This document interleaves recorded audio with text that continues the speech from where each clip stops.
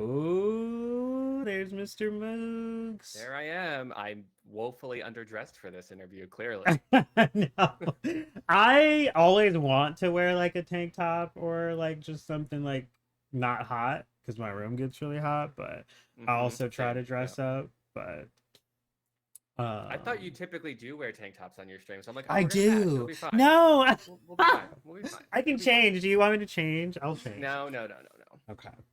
Um okay, so I feel like I kind of want to like mirror this so that I'm looking at you and I'm looking at the monitor. Wait, let me see how this looks really quick. Let's do it. Troubleshooting a little bit here. Oh, I can see your Transform. chat over here too. Yeah, which is kind of Oh, I weird. love that. But I don't like it. But is it backwards for you? Because for me, it's backwards. The chat? No, no, I can Yeah. read it just Okay. fine. That's so weird. Because it's like showing to me in guest star mirrored. Like everything is flipped. Chubby, get back to your stream. Chubby, what I are you love you doing? too. I love you too. Get to Oh, you streaming. ended. You ended. You did not end for me. Please tell me you didn't end for me. Um, People transform. love your talk segments. I'm telling you, you have something here. This is going to be the most awkward hour of Twitch for you because I'm just going to compliment you nonstop, and I know Oh you hate that. no. Oh, I'm sorry, Chubby. It's terrible. Oh, we can pretend it was for you though. Yeah, because that's what we want to do. We want to Mm-hmm. pretend it was for me. Is it flip horizontal or flip vertical? It's horizontal, right? Horizontal, yeah. Because every time I do it, it turns me upside down, and I'm always like, "Which one is it?" Okay, There you go. that's I don't know. That's worse to me. Hold on, let It's me the undo. same, just flipped. See, because like when I'm looking at chat, it looks like I'm looking at you, but when I'm looking, it's fine. We'll just leave it like this. Yeah. Okay, I was gonna have a breakdown. It's okay. I definitely did because you were also live, and I thought Key was going to go live too. Oh my god. Well, Also, hi Key, by the way. I saw you said hi back to me, so I just want to say hi. oh, I was like, who is Moon? I go by many names. I'm such a bitch. Hi, Kim. Welcome in. All right. So today's guest, I guess, is Mr. Moogs. Do you feel comfy sharing your pronouns with everyone so we can get them right? Sure, yeah. I'm classique, go by he, him, his, but truly I feel like in the heat of the moment sometimes I'm a she, her, hers. So I really Mm-hmm. it doesn't really matter to me, but traditionally I Okay. guess I am he, him, his. Okay. Okay. Classique. Hi, Nick, Mr. Moogs, Key, and Chubby. Classique. Hi, hi Raspberry. um. So I really this is gonna be this is the most exciting part to me. Do you want to tell every oh my god, let me speak. Do you want to tell everyone how you came up with your name on Twitch? Yeah. So actually, my name became my nickname is Moogs. I got it because I'm a huge Final Fantasy fan, and I have this Moogle tattoo that I've had for 14 years now. So my partner and I, when we started dating, we were like, you go through that phase where you make nicknames up. And because of that tattoo, he started calling me Moogs. And so that sort of stuck. And then when I was starting to Twitch stream, I needed some sort of a name. And Moogs was already taken because, fun fact, the name Moogs is a synthesizer. So it's like a brand of synth, and it's a very popular brand of synth. So Mm-hmm. Moogs was taken, and I needed to have something that was a little bit catchier than like Moogs and then numbers. So I figured, why not Mr. Moogs? Makes these feel a little more professional, right? I'm Mm-hmm. just a Mr. Moogs. I'm Dr. Moogs and other things as well.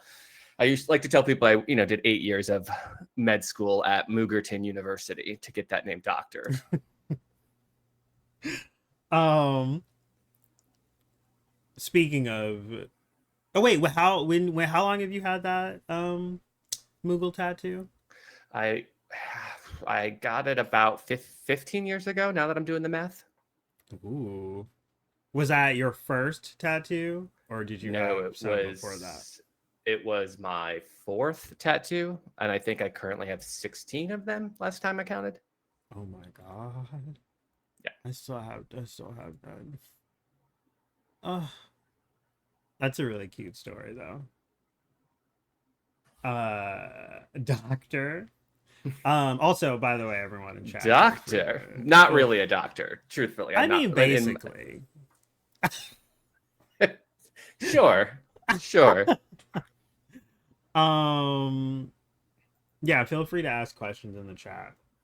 What was your first tattoo, says Oh, my Kim. first tattoo. It was one of those horror stories of tattoos, which just makes me shocked why I even got any more. But it was, when you're in a small town. Hey, my brother's here. That's great. That's great. Literally your brother? Yeah, yeah, yeah. Hi He's support. Dragon, welcome in. So my first tattoo was one of those where somebody I worked with was like, "Oh, my brother is learning how to tattoo. Do you want to go to his house and get a tattoo?" And it was a goddamn nightmare. It was so bad. I don't think he ever became a tattoo artist because it was literally the worst thing ever. So that was my first tattoo, and then it's since been covered up because it was so bad. Yeah. So What was it? don't just Oh, just because you're 18 and you think you want a tattoo, but you don't have the money for it, do not take the advice of a friend that you work with to go have your brother do a bargain back alley tattoo. It will not end well. that's yeah, that's good advice to give. Yeah. What was the tattoo of, did you say? Can No, you say? it was supposed to be like at the time I was embracing my Scorpio side of things. So it was supposed to be like a Scorpio, like a scorpion, and I want it to be like encased in water because it's a water sign, and it looks just more like like a fleshy mound of scorpion in a bad kidney. It was so bad. Oh God. Yeah, yeah. He's like, "Oh, I'm just gonna freestyle." I was like, "Please don't." But I was also like, I had no idea. So I thought I was so proud of that shit too. I walked around showing everybody like, oh, look at this tattoo. And literally people would grimace at it. And it was so embarrassing. And then I finally, when I was 20, got it completely covered up. Oh my God. I am so sorry you had to go through that. Wasn't it Well, expensive to get it covered up? very. But if Ugh. I had just spent the money on my like a good tattoo in the first place, then I would have probably saved myself some money. Right. That's true. That's why I'm sorry, because that's a hassle. But there's so many other ones that I'm like very proud of. So Right. I think it's okay. The good outweighs the bad. I've always looked at tattoos as a sort of expression and a timestamp of my life where I was at the time that I got it.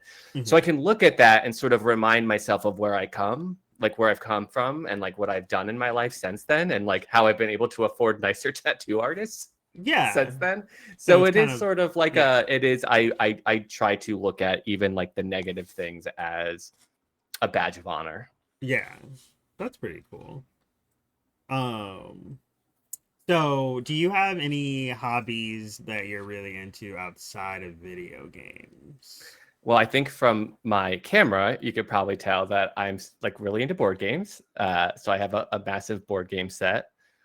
This is just like a fraction of it. I'm also into miniature painting, which is that's my miniature painting little setup over there. God, And then so that cool. Cthulhu up top is I've painted that. That is one of my prize little. It's not really a miniature, but I spent a long Right. time on it. So So when you got the Cthulhu, it wasn't colored in. It was to be painted. correct. It was just like a gray, whatever the mold was. Right, right, right.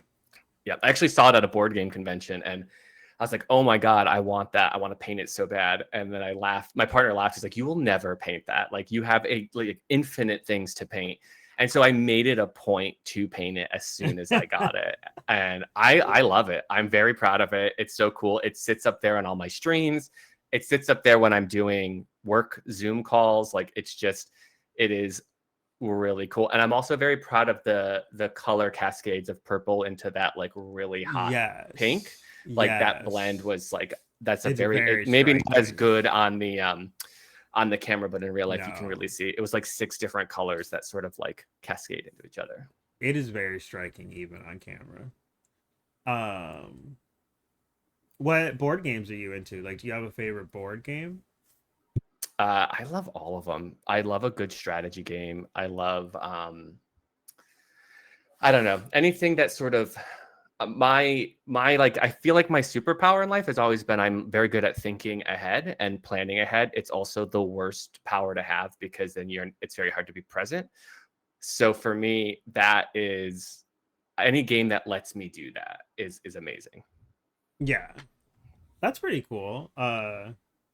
Do you I have I got a collector's edition board game of The Thing, you know, John Carpenter's The Thing. Have you It's a heard of great that? game. It's a great game. Have you That's played a it? social deduction game. I own it. Yeah. Oh my God. Is it on this bookshop? It is not, no. So that's just like these are like my top games here. Typically Okay. like Kickstarters, collector's editions. Okay. That closet is like where I keep the majority of the games. Okay. Yeah, I haven't gotten a chance to play it yet because you need like four minimum. Do I like the game Clue? I do like. I think Clue is first of all, deduction games are probably my favorite board game of all time. I Mhm. love like trying to figure out. So Clue is right up there. Any sort of hidden movement, hidden deduction game. What am I thinking? Whitechapel. Well, there's a Whitechapel where someone's Jack the Ripper and everybody else are constables trying to like find him. Is such an amazing game. Mhm. And it's up there. It's like a level or two up from Clue. So if you do like Clue, check out Whitechapel. That game is amazing. That sounds interesting. Um, do you wait, hold on. What was I gonna say? Holding. Uh oh yeah, have people ever wait, what are your thoughts on the board game Betrayal at House on the Hill? Have you heard So of that? that's a great question because that is a polarizing board game.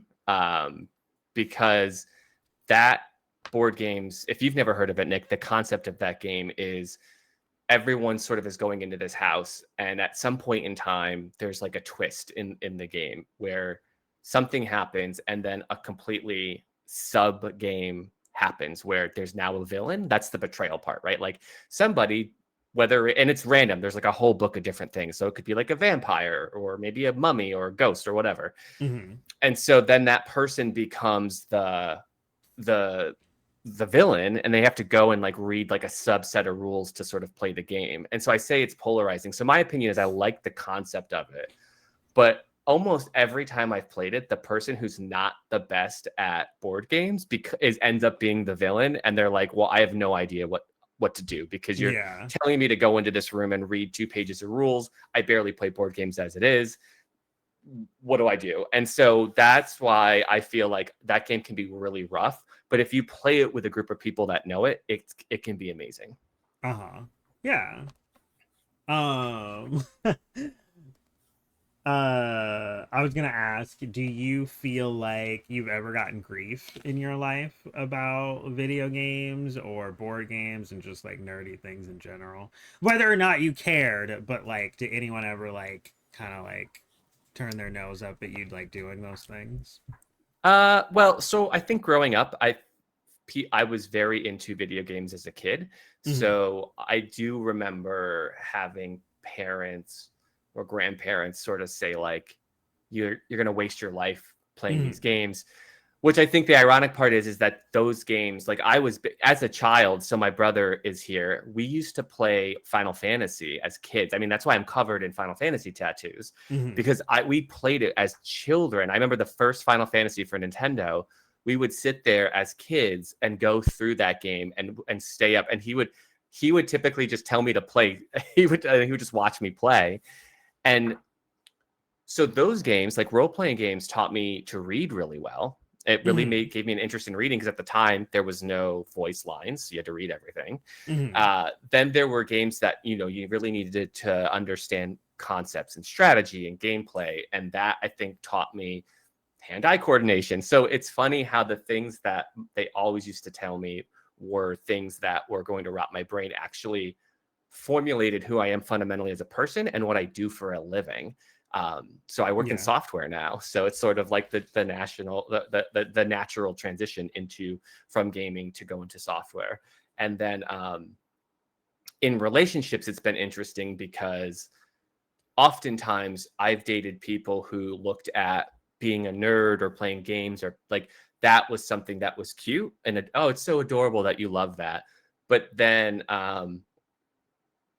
it's sort of, there becomes a tipping point where that's no longer like, it's no longer as adorable anymore. And it's sort of like, oh, well, why do you why do you want to play games or whatever? It's like, well, that's what I like to do. You thought it was adorable back in the day. And now you're saying that it's like, it's invasive. So I always think that's sort of grief in that aspect. Nowadays, nobody gives a shit though. Right. Yeah. I mean, it's so part of a culture that it's so much easier. Yeah. I think I definitely also remember like, I also remember people being like, that's my brother's kind of like that. I used to play video games with him all the time. Oh, doggy. Is that Lily? Oh, yeah, that's Lily. That is my other hobby, Lily the dog. She's giving you side eye. Hi, sweet pup. No, she wants to play. Look at now, she's got her toy. So cute. But yeah, I remember getting that same kind of grief. But now I feel like that's not really a thing anymore. I feel like video game has definitely entered the mainstream. So it's not so prevalent. Absolutely. Hi, Fairy. Thank you for the resub. Hope you're having a good day. My other hobby is my 4 cats. That's true. Kim has a lot of cats. I feel like Raspberry and I would get along swimmingly as human beings, by the way. Just reading the chat, I'm like, okay, we'd probably... yeah, I could see that. We're vibing over here. I feel that. Oh, fuck yeah. Okay, that was kind of all for the personal things. Okay. Do you remember your first experience gaming, like ever? The first time you picked up a controller or whatever game it was that you played and foremost? I do. So I'm a gentleman of a certain age. So I remember when Nintendo first came out and getting that for, I don't even think it was for like a holiday, like my parents, and for the record, like we grew up dirt ass poor. So like to get something like that was a huge deal. So I remember having, playing the Nintendo, opening it up and like, there's nothing gentlemanly about me. That's tea. So but I remember playing, like opening up like the Nintendo, having no idea what it was, getting the Mario Brothers and Duck Hunt combo. Oh my god. And just classic. Like turning that on and playing that and sort of like having my mind blown. But before that, there was something called Texas Instrument, and then there was something called ColecoVision, which I actually grew up in, where ColecoVision was made. It was like an Atari, but there was a Texas Instrument, which was a kind of a cartridge game system, but also was a computer. It was really janky, but we had that somehow. And I remember playing, like, instead of Pac-Man, it was a game called Munchman. Like it was like a knockoff. Ooh. Yeah. It's not as fun as it sounds. But yeah, I do have vivid memories of, like, I remember being a kid and like playing these games. We have an ad break coming up, everyone, in like a couple of seconds. I do apologize. All the more reason to sub to you, right? That's true. Do you need to get up for anything? Do you need any more water or anything? I mean, I told you I was an old man, but I am not that geriatric. Okay. All right. Just making sure, because I'm good to go. I'm good to go if you are. Hi Dan, by the way. I hope you're doing well. ColecoVision though. Yeah. So that was like an Atari, but it came after the fact, right? Because I've heard of that. I think they were like in tandem with each other, and like, whereas Atari, I think maybe like I don't know where it was manufactured. I assume Mhm. Japan. This was American made. Oh, okay, because I had an Atari Yeah. myself. That was And my the first. controller was like a rectangle, a vertical rectangle with a giant wheel in the middle and Oh my God. two buttons on the side, and then a number pad underneath. What? Yeah, yeah. I I have mean, you no said idea.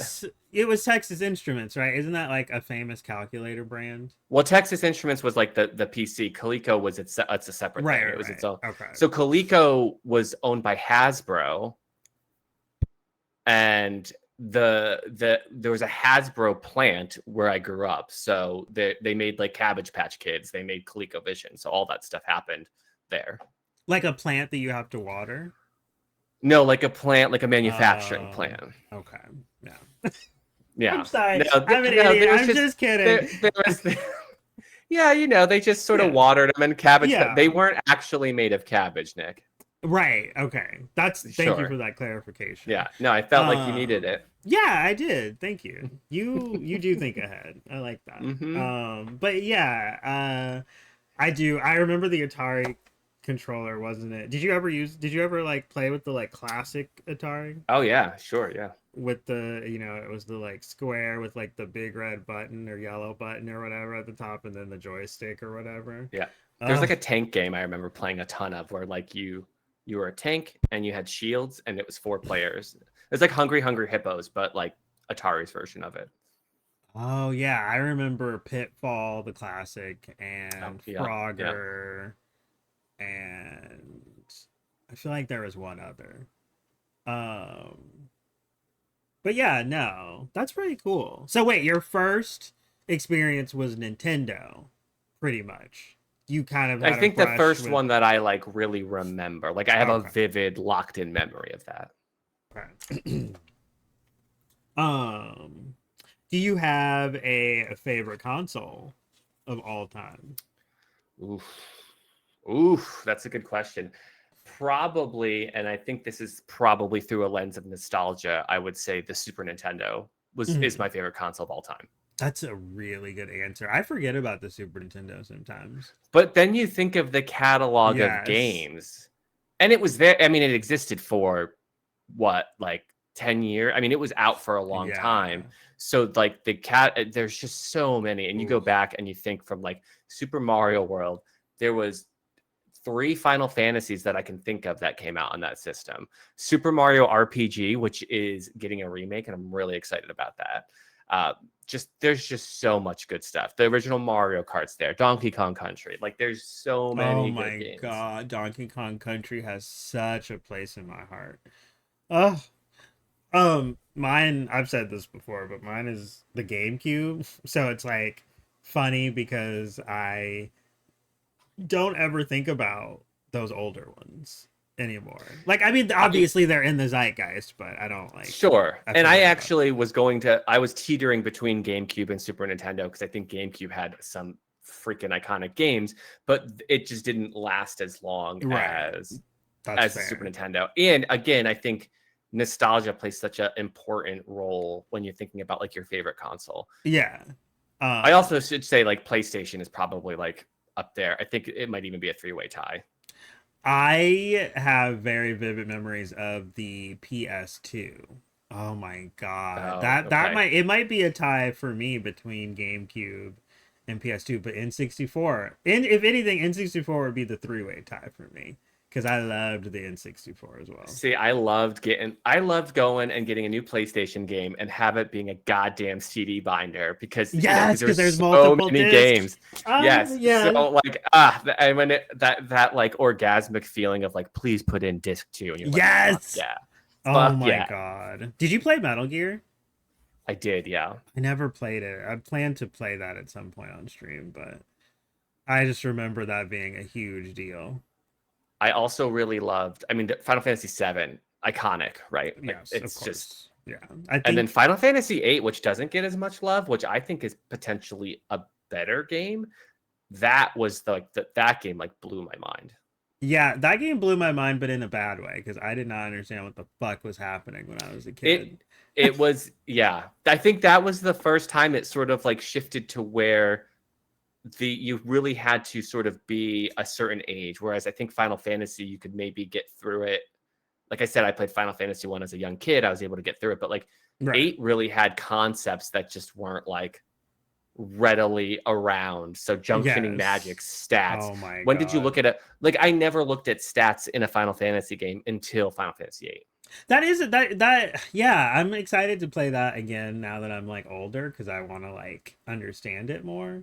And I started it like months ago and never continued, but I'm excited to play that. And do you remember that scene? I talked about this last Oh boy. talk show with Jules, where I think it was with Jules, where I was talking about there's a scene in Charlie's Angels that, do you remember that? You remember the first Charlie's Angels movie, right? Yeah, of course I You do. Yeah, remember when iconic. remember when Drew Barrymore like went out the window and the two kids were in the house? Do you Oh, remember what they were playing? oh my God! Why are they playing Final Fantasy VIII as a 2-player game? That got me so angry, so I didn't angry. even think about that. I literally didn't Yes. even think about that. They're playing with 2 controllers, a 2-player game, and it's goddamn Final Fantasy VIII. And it's just like, could nobody take 5 seconds to do a lick of research as to what the game was that they were playing?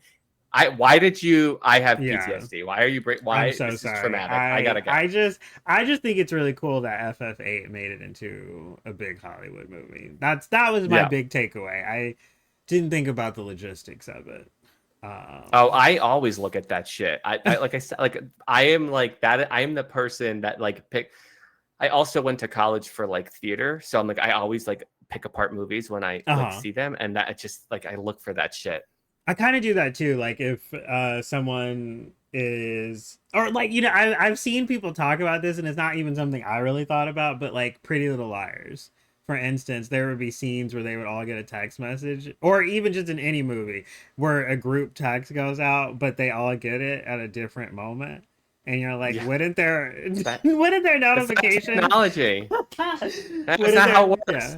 Yeah. So that's funny that you say that. Why in that music video of Kelly Rowland's is she texting somebody on Excel and getting mad that he kept texting her back? Why? Why did that I don't happen? even know what you're talking about. What Kelly Rowland video? I can't remember the name, but she's literally like pissed off that the guy is not texting her back. And she's got one of those sidekicks, which, by the way, sidekicks were fucking awesome phones back in the day. But when you watch it, it's Excel. She's literally in a spreadsheet texting him. Oh my God, that is so funny. Well, no wonder he didn't text her back. I know. He's probably like, this dumb bitch doesn't even know how to use Excel or text messaging. Next. So yeah, Super Michelle. Nintendo. She's the unsung hero. Yeah. Oh my God, that song, I vividly remember that scene. I don't even know if I ever saw that video. I don't know. Oh, you got a YouTube ahead of you after this because you're gonna die. It's okay, so my next question was, what is your like niche of like gaming, or like, and also what got you into it? I'm assuming yours is kind of like RPG story games because you were playing Final Fantasy in your youth. Yeah, I think I wanted to be RPGs forever, but as you get older, it's very difficult to devote that much time to a game. There are a few iconic staples where I will play. Persona is a great example. I will play every Persona game that comes out because I fucking love Persona. Actually, I have a Persona 4 tattoo. Like I'm a very big nerd. Wait, where's your Persona 4 tattoo? It's right there. Ooh, I don't think I've ever noticed that. That's really cool. Well, I don't always, show the back of my arm on streams. Yeah. But yeah, but I do love Persona. So RPGs are it, but I love cozy games. Somebody mentioned Palia. I'm obsessed with Palia. Dragon Age again. Oh, Dragon Age Inquisition is so good. So freaking good.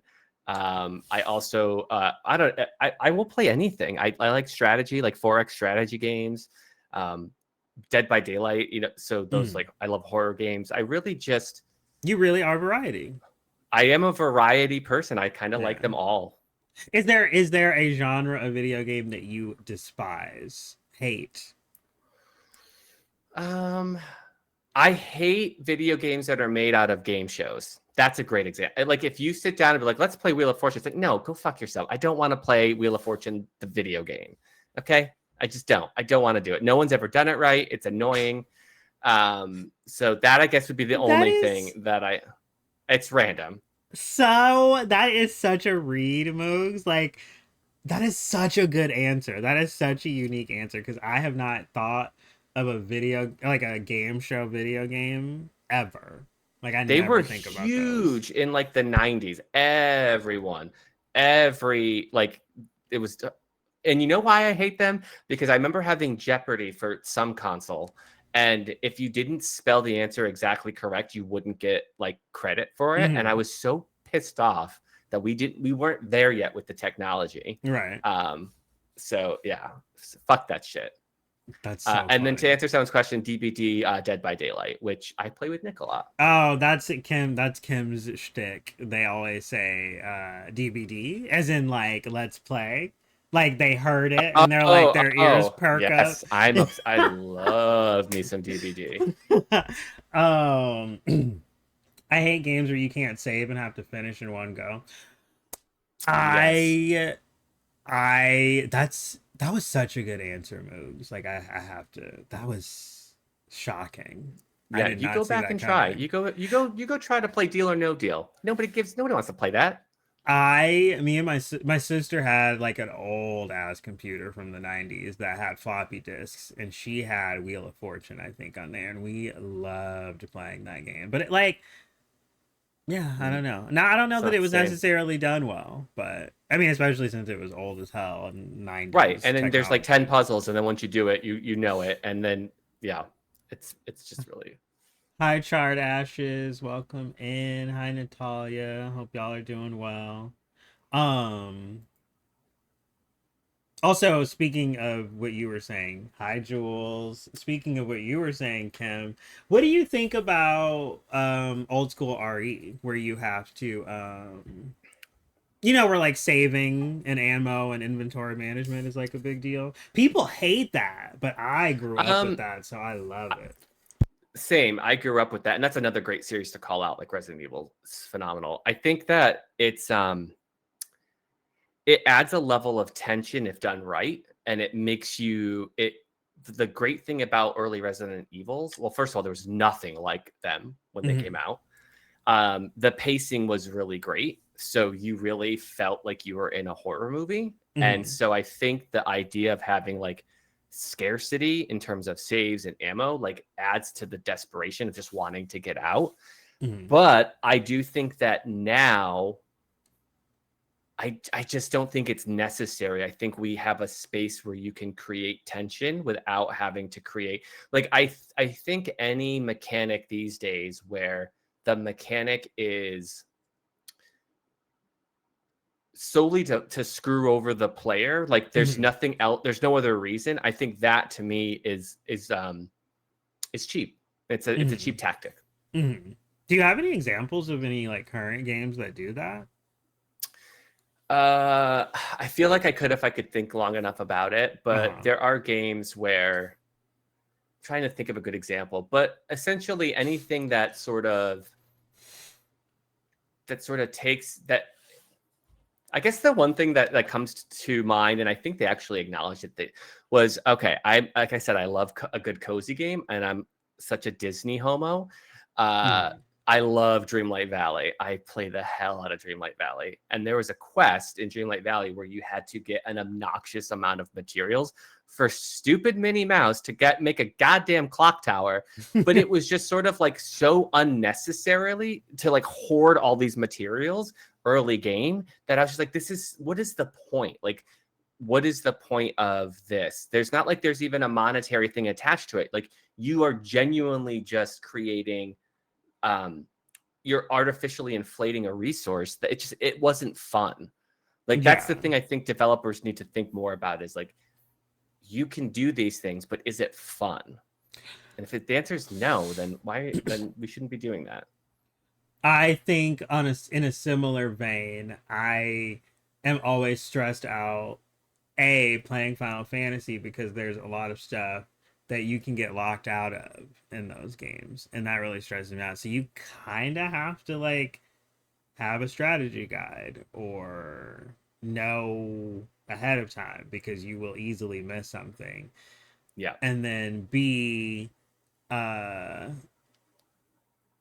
I feel like I was just gonna say on a side note, I feel like Resident Evil it made sense story wise because or like it was like a Yes. realism Yes. thing as well because it's like but then I guess like auto saves are fine. It's not like you lose scares. I don't know. It's just it's a weird thing because it's like RE7 was scary without having ink ribbons. So I guess you don't Right. really need the mechanic, but And I think the idea behind it was to prevent what was that new term that I just heard the other day? Save scumming. So save scumming, because Baldur's Gate is a great example. Baldur's Gate 3 that just came out. Save scumming is the concept of like constantly saving your game. So if you like make the wrong choice, you can just go right, back immediately and play it over again. yeah, And so I think the concept is they don't want people to do that. But I think if it's a single player game, then who cares? Like let right, people find the fun in the game however they want to find it. yeah. Um, I feel like I was gonna say something else about a mechanic Games that were a lot harder in the 90s. I dare yeah. anyone who's never played the original Battletoads on Nintendo to try to beat that game. It's literally impossible. It is an impossible game to beat. Some of those fights in BG3 demand saves coming. Sure, but I'm talking about like you made the wrong, like you talked to somebody and you made the wrong choice and they didn't like it. Then you like that's Yeah. kind of like You think you should like stick with your choice, replay it later I mean, I and think you should do whatever you want to do to have fun right. with the content, but I think the Yeah. concept of it can be a little overkill. And I think that's why people or developers maybe don't do like Resident Evil. You'd lose something if you were just constantly doing that. Yeah. Um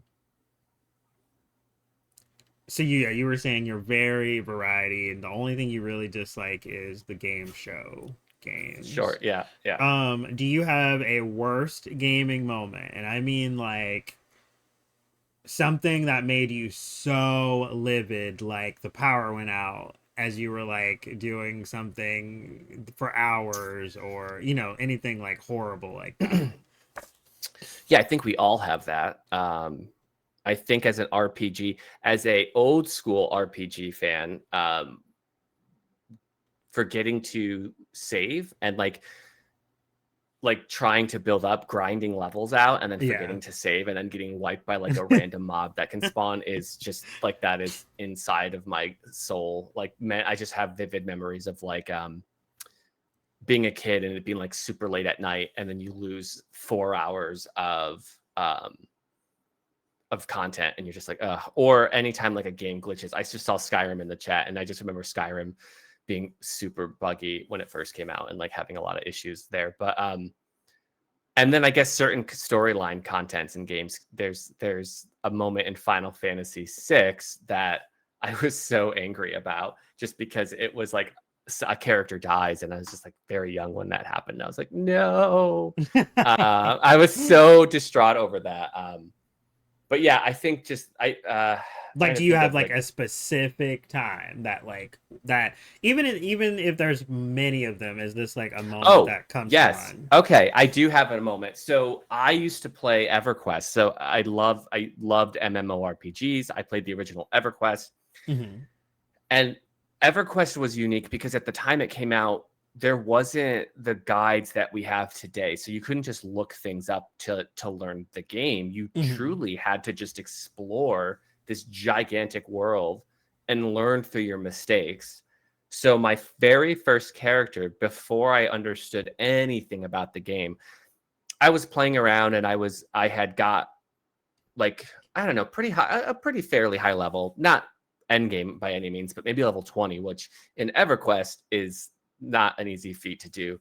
But I recall going to a town And it was the first time I'd ever been ported by a druid. So I was like, oh my God, this is so cool. And so I made it to this town, and I remember my my brother and my friend coming and I was showing them the game because they had no idea what EverQuest was. And so I remember going into this town and being like, oh yeah, look at, I've never been here, blah, blah, blah, blah. And I went into this, we found like the sewers and we're walking around. I'm like, this is so cool. And I remember falling into the water by accident. And there was a fucking great white shark in the sewers of this town of EverQuest that immediately murdered my character. So EverQuest was a game where if you died, you'd respawn, and then you wouldn't, all your gear and stuff would be on your corpse, but it would have a decay timer, meaning that like if you didn't pick it up in 7 days, you lost everything. And I had zero idea what the hell I was doing, how I even got there, what the name of the town was. So I effectively lost the first 3 months of content that I played with that character because of a goddamn shark in a sewer system. It doesn't even make sense. Why would there be a shark in a sewer? That doesn't compute. That is terrible because you knew that you could go get your stuff. You just didn't know how to get it. Right. I didn't even know that, to be honest. It was so in your head it was just lost. Yeah, so I deleted the character. I was like, okay, well, we're gonna take it was a lessons learned moment. I rebuilt a character. I went complete opposite end. I'm normally a spellcaster. I went warrior because I was like, F that shit. I want hit points now. Because the shark, the shark. Well, I think the shark was like, I wasn't supposed to be where I was, but I had no idea. But that sticks out as a moment in time of like, God damn it. Like, and I just was so defeated. Oh I was my God. crushed. But you know, whatever. I think I got high afterwards and made a new character. Okay. That's a good way to cope. Yeah. Counterpoint, why wouldn't there be a shark in the sewer? I mean, I guess so. Yeah. That's true. It's irrefutable. So it is what it is. Do you I think so Leon said there's a difference in save/load for tough combat, but save scumming is more oriented at immediately correcting a game decision point. That's kind of right. And it can be like minute to like, I went left when I should have went right. And it's just sort of like, I don't know, there's something, a game like Baldur's Gate 3, for example, there is fun in going and just see at least with the first playthrough, it's like, just see what happens. Let's just see what happens. Did somebody die? Okay, well, that's fine. Or does this person hate me now? That's fine too. Like, that's the beauty of the Baldur's Gate series, is that you sort of just fly blind and just see what ends up happening to your characters. I wish there was a game. I feel like Elden Ring kind of made me wish I could save scum, because in that game, a lot of, you get like a couple of different paths with a lot of characters, and that was an instance where I wished that I could have gone by. But then I had to, like, I would be like really upset about it, and then I'd be like, it's fine, I'll do another playthrough. It's not a big deal. Mean, that game's amazing. I fucking love that game. I could spend the next hour talking about that game, but I won't. Good. Yes, we should play that. Did you have it on PC? I loved it so much. I played through it on PS5, but now I own it on PC because it's Steam Deck compatible. And I want, when the DLC comes out, I want to stream it. Yeah, I was going to say we should play the seamless co-op for that sometime. I feel like that would be really fun. That would be so fun. Raspberry, I absolutely got my revenge. I guess I forgot to mention that part, that eventually I did learn what the town was, and I became very like invested in EverQuest, to the point where when I was way high level, I murdered everything in that goddamn sewer multiple times. I watched that world burn. Do you have a scariest gaming moment? And I want to branch this off into two answers. Scariest gaming moment where like the game was scary and it was supposed to be scary, and an unintentionally scary game a game that was really scary to you even though it was not meant to be a horror game. Well, I think I'm trying to think of a good example, but I remember the first Outlast game like Mm. genuinely scaring the shit out of me. Hmm. That was really well done, and I went into that an Ultima Onliner. Ugh, Dan, I knew we were mortal enemies, but I didn't know why, but now I do. Um, yeah, I think the original Outlast, I had no idea what the game was. I think it was free on a like a PS Plus month or something. So I started to play that, and that game like freaked me out to the point where I genuinely just didn't want to play it anymore. I've since gone back and played it. And then I think that I do feel like Resident Evil 2 as a kid, like those cutscenes and like the liquor, like I played through that game so many times that I like would have nightmares about them.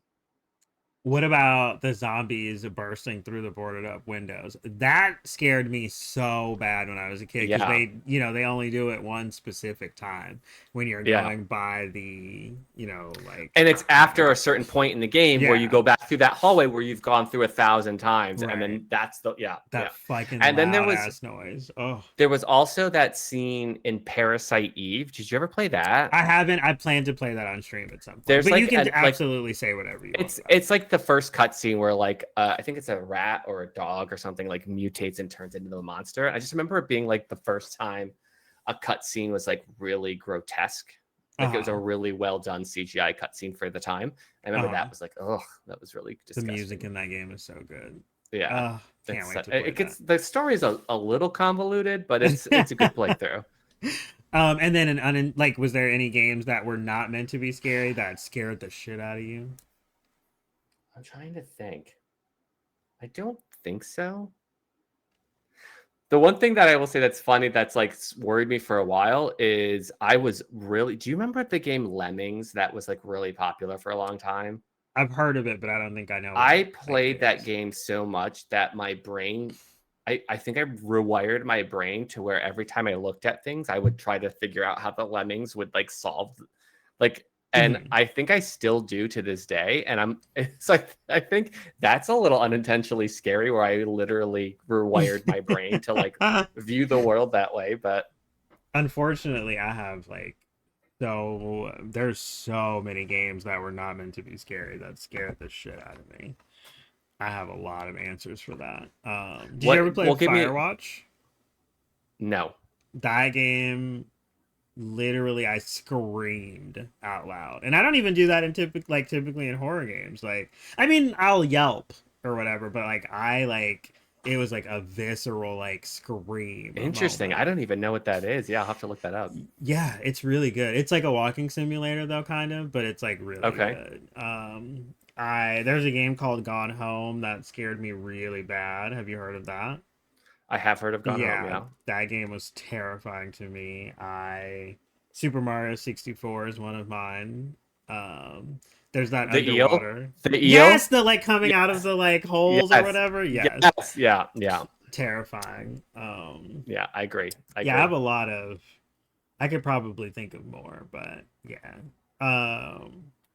So would you say Outlast is the scariest game you've ever played then? Just based on that first Uh, time. n- no, I gotta say, I think that Phasmo gave me a lot of jumps when I first started playing that, and still does to Yes. this day. Like they do the jump scares really well. And when I first played the game, I was amazed because of the way that it incorporates like your mic and stuff like that. Hmm. So that Um, was really freaky to me. And I remember yeah. my friend who got me into it was like, just you gotta play with your headphones on always because it really helps immerse you into the experience. And I just remembered like that first time you hear like the tick tick tick and like the ghost scream. Yeah, it's not Has it's not great. has anyone here ever heard of Harvester? I have not heard of it. Have you, Moogs? Harvester, I've not no. What is that? Regale us. I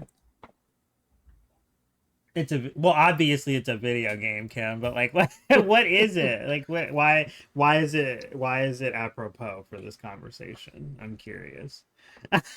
I will say, do you consider the Phasmo scares jump scares? Because when I think of jump scares, I think of the demonologist jump scares, where it's like literally intended to shock you and make you jump. But in Phasmo, it's more like startling because it's just like naturally occurring things, and they're I just think there are surprising. things that are supposed to startle you Oh, a that's little bit. true. You're right. They did add a couple of like, And yeah, that game, what was the game we played there? The forewarned. Egyptian game. That Yeah. had that jump That scared me. so that's new. That game used to just be kind of like Phasmo, where like the Magi would do something startling, like, and you'd be like, oh, but like now they've added demonologist esque jump scares, and it is Yeah, yeah. very effective.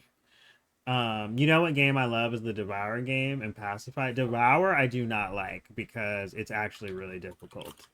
I get I don't so know if I. irritated when you get down to like the eighth goat out of 10 and that bitch is like real Oh, fast. oh my God. Yes, I love that game. But yes, I that is it's not as scary as it is tense. It is a tense Ugh, game. I can't. I cannot handle it. I would play it if someone really wanted me to, but I don't think I would have fun. It's like that level of hard and scary to me, where I'm like, I'm not really having fun. I don't think I I've could ever see played that. I could see that. Pacify, but I've heard of it. Um, have a good one, Key. Thank you for hanging out. I'll talk to you later. Um, it's a scary adventure game. Okay. Point and click about a creepy town. You know what point and click game I think is like iconic is Clock Tower. I think that franchise is phenomenal. Uh, the Dolls level is my favorite. I don't know if I played that very. Also, welcome And back from when you went and BRB. Devour, yeah, I don't know if I've played that one Yeah, I either. haven't played Devour in like a year, so Well, the I've problem missed a with lot. Devour is you really can't play it without a four-player game. Yeah, Like I agree. you need to People have. do it. I think you need to have the strategy. You need to have open communication. You need to like go into it like with a plan because otherwise it goes south so fast. I'm just imagining your face if someone was like, "Hey, Moogs, let's play Devour tomorrow. It'll be me, you, and Dan, and it's just the three of us." And you're just like, Like find a "I think fourth. you need." Bitch, we're I playing can't do Devour it. and we're calling the corners, okay? Find a fourth. Have you played the Mortuary Assistant yet? You have, haven't you? I'm Nancy in that example, by the way. Right, Nancy of Downs. course. Yes. I own it because I bought like a scary bundle and I've watched people stream it and it's something I desperately want to like stream. Mhm. Um, so it's on my list to Yes, stream it. I'm excited for that. I think that'll be really fun to watch. But there's just so um, much. There's so many good things. I like now. I just like I got convinced to buy Deceive Inc. And so now I want to right. stream that because that looks really fun. I saw JoJo talking about that yesterday. Yeah. And I pulled the trigger and Yeah. bought it. So Yeah. I hope you enjoy it. it looks fun. Uh, okay, do you have a favorite game of all time or a least favorite game of all time? Uh, Favorite game of all time. Shocking no one. It's probably going to be Final Fantasy VI. Hmm. Uh, yeah. Hmm. Least No, favorite game of all. Oh, go ahead. no, I was gonna say, yeah. Do you have a least favorite? It's a weird question, so I understand if you don't have one. Yeah, I'm just trying to think of a game that I played and just like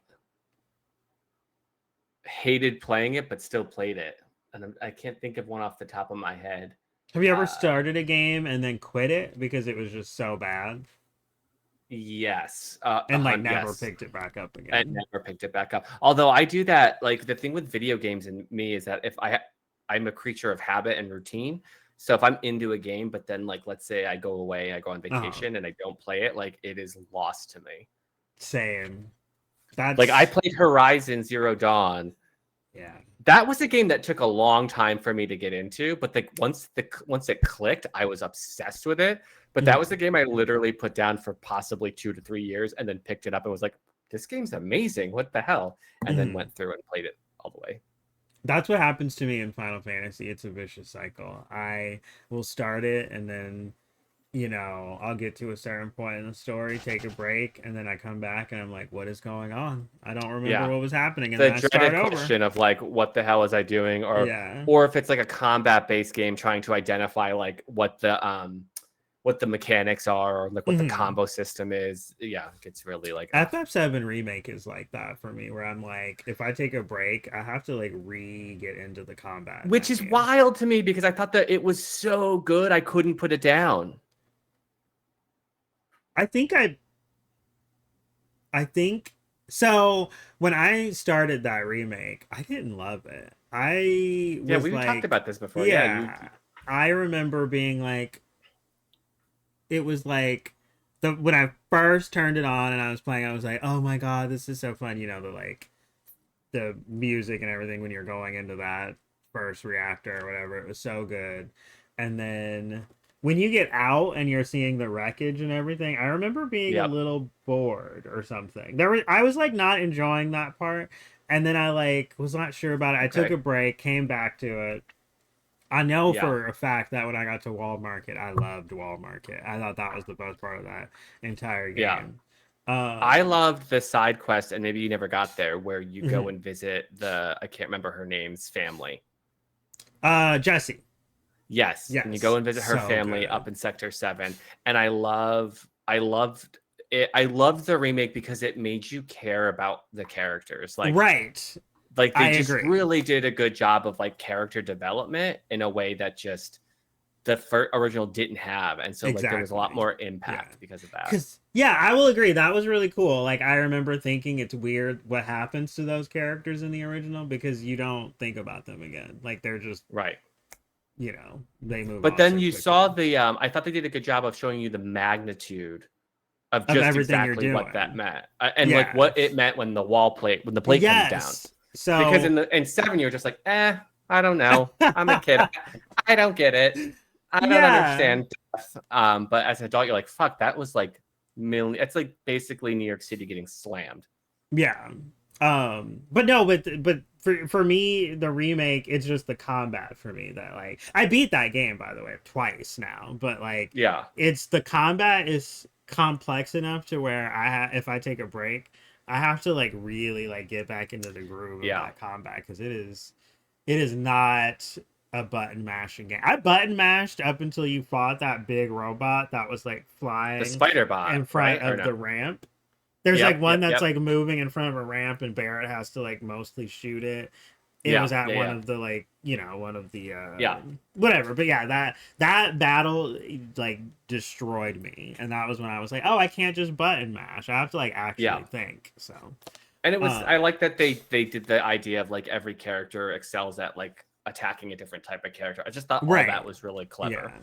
Yeah. Um but yeah, Oh, and no. to answer Yeah. Fairy Yeah. Q's question, or Fairy Queenie, I do like the Telltale games, and my favorite one was the Wolf, the game that was based off of the comic book series. There, The Wolf Among Us? yes, Yeah. but I loved, if you've not read the comic books that are attached to that, go read them because they're all phenomenal. I've never played that game. I've only Have you ever done played a Telltale game? I've done The Walking Dead, but I only did the first season and maybe 400 days, a little bit of that. And the first season is so good. Well, Fables is the name of the comic book series Okay. that Wolf Among Us is based on, and it is incredible. I haven't read it in ages, but the first 15 trades, I guess, are really, really good. And if anyone has like a comic book subscription service, go read them. It is so, so, so good. Okay. Y'all heard that. Um um so yeah, I guess my next thing is, are there any games you're excited about that are coming out soon ish in the next couple of years? Well, the second part of Final Fantasy is going to be Mm-hmm. exciting. I'm looking forward to the Persona 3 remake. I think that's Mm-hmm. gonna be really cool. I What else is coming out? It's hard. There's just so much. I feel like this year, especially, so much stuff has come out that Yeah. it's hard to even keep up with what we have, let alone what's going to come out. But yeah, I think I'd love a new Persona game to come out soon. I'm excited about Phasmo getting its like big content update. Mhm. Um, I'm super obsessed with Pollia now. I never really thought like that came out of nowhere to me, and now I'm just like losing sleep over that game. So that's been pretty fun.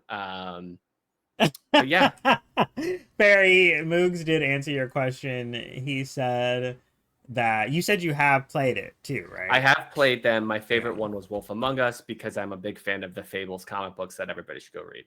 Yes. Yeah. Um. And I think story games in general are awesome. I think that those are such a like Heavy Rain. That game is Oh, fucking insanely cerebral and deep and messes with so you. But that good. was my first sort of story game, I guess, that I really played. That when Yes. that sort of, I mean, it's a little bit different than Telltale Right. games, Oh but it's, yeah. but then like of course you have Until Dawn, which I was a huge fan of. Hmm. I love that. Until That's Dawn. I want to stream that. Even though I've played that game a ton, I kind Yeah. of want to, because that's the one you could stream in like 3 sessions. Yeah. That game is still the best scary, like, because I don't think I personally don't feel like the what are There was the the Quarry that just came out, and then there's like that like a trilogy of games too, right? what are they called? The anthology. I forget what they're called, but I feel like Until Dawn was the best one of Yeah, all of those. It's like an absolute classic. yeah. And Um, I just thought that there was enough twists and turns. mhm, Like you when you started Until Dawn, and then when you get to to the the end of it, it's end, yeah. like you started thinking it's one thing, and then it could become something completely different. Yes, Jules, thank you. The Dark So I do love Pictures. that, and I have watched a friend of mine do the Quarry, and it makes me want to play it and stream it because I just.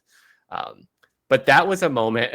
I the first time I played till Until Dawn, I remember losing a character and being so crushed because I at that point I had got everybody came out alive, and then he just like very nonchalantly got his head sliced off, and I'm like, come on.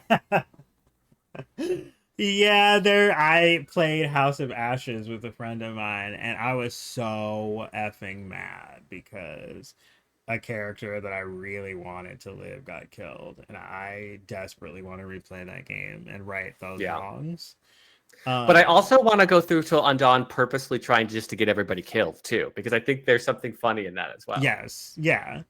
Um I was gonna ask you. This isn't. For some reason, I didn't write this down. It might be in the Twitch section. But what do you think about? And the reason I even brought that up is because bring this up is because of Phasmo. But like, what do you think about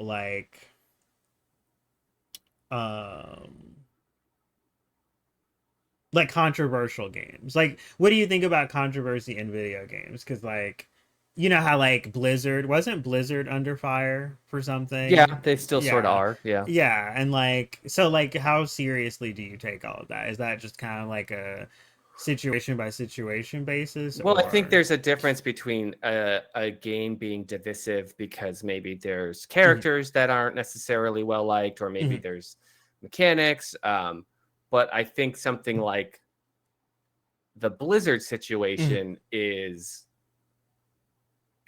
you take that out of the context of being in the video game mhm. space. It is serious crimes against human Yes. beings, Yeah. and I think everybody should take that seriously. I think that Yeah. the fact that I mean, in that specific example, the fact that there was so much of an allusion to sexual harassment, Uh-huh. rape, like that's Like serious.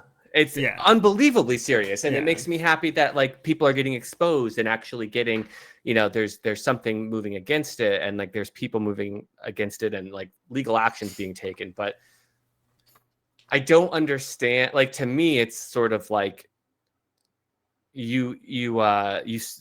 I'm happy they've done what they've done, but there's still so much to go. But I think that sort of controversy needs to be addressed. Like Mhm. it blows my mind. It's weird for me to think, because you think of the video game community as a space where it's inclusive, and the point of video games is escapism, and it's sort of like Mhm. to be able to visit places where, I mean, let's be honest, as a young queer kid, I played fantasy games because it took me out of a world where people like that hated queer people, right? Like Mhm. Final Fantasy, like no one addresses anyone being queer. Like it's not talked about. And it's like Right. everyone has magic and flies. So that's what drew me to video games. It's what drives me to fantasy, is Mhm. because there was like space. It was a space to feel like I belonged. And so the fact that the community is inclusive, invites people to be part of something together, Mhm. but then the companies themselves are not practicing that and actually actively Yeah. demoralizing queer people, women, people of Yeah. color. It's like, it blows my mind. Hi, Jojo. Yeah, because like that's I was just gonna ask that because I feel like Phasmo was such a good time. Like I remember when that game came out, I spent like I did like 14, well, I did like 12-hour streams accidentally just because I was having so much fun in that game. Yeah. But then there was like there was like the controversy about those devs, and now I feel guilty playing it, I especially did on I stream. didn't know there was controversy for that. It's not nearly as like, well, I mean, I guess it depends on the person you're telling the news to, but it's not as big as the Blizzard thing, but it was just like Sure. it was a whole, I mean, I'll tell you about it at some point, but yeah, But like I also think that we shouldn't like categorize severity, right, yeah. I mean, I because agree, but it's severe regardless if it, that's what I think, if it's but an unsafe space, it's severe. Like it yeah, doesn't matter. I agree. But yeah, so that's, yeah, I know. I feel really weird. Like I'm excited about the Phasma update and I kind of want to play it, but every time I boot it up, I feel guilty. Have you ever felt that I'll way have about a to. video game before? Like where it had like some controversy surrounding it and Yeah, you felt weird. I love Overwatch. I love Is that it. a I Blizzard game? absolutely love it. It is a Blizzard game, yeah. Yeah. I've never And played so the Overwatch. fact that I didn't play it for a long time when Mhm. all that came out, and I didn't play Blizzard games for a long time until there was starting to be some sort of trending news Mhm. that like things were moving in the right direction, Uh-huh. which I We feel like maybe yeah. they're not even moving as fast as they should be.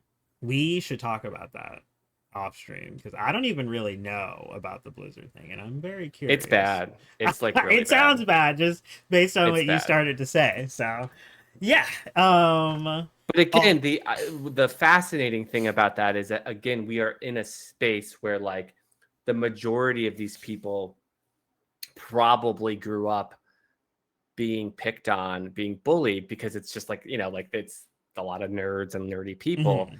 And so it's like, you would think that those experiences would shape you to like want to go out of your way to be inclusive and to provide that space for people. And so it just always sort of baffles me that when humans, not all humans, but when Right. these specific ones are, when people do this, is like they rise to a level of power where like the power overcomes any adversity that they've had in the past.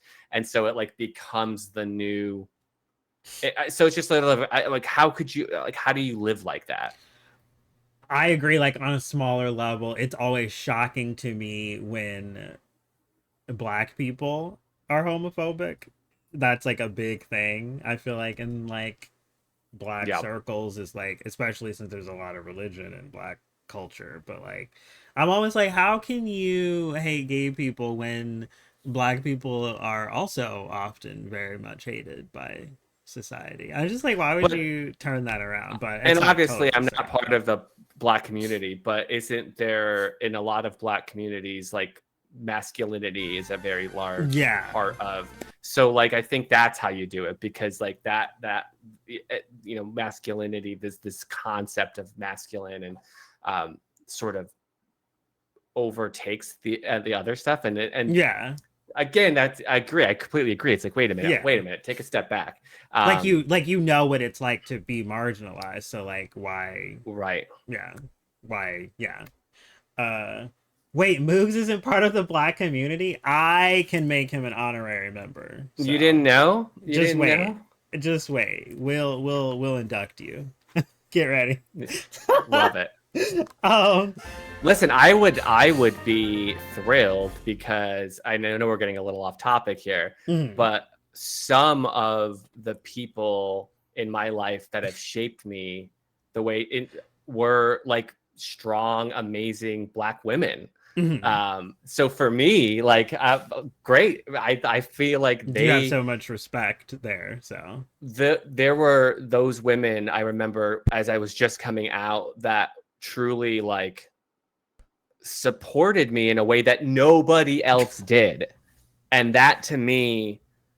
um that to me is something I'll never forget, is that like of all the people that could have supported me, or like it was like the straight white people around me had like but like these mhm. strong, wonderful, beautiful black women like embraced me, like took me in and like helped build me up to be confident and to like find what made me special. So like, yeah, I don't know. I just always feel like that was so monumental to me as a young queer kid that Mhm.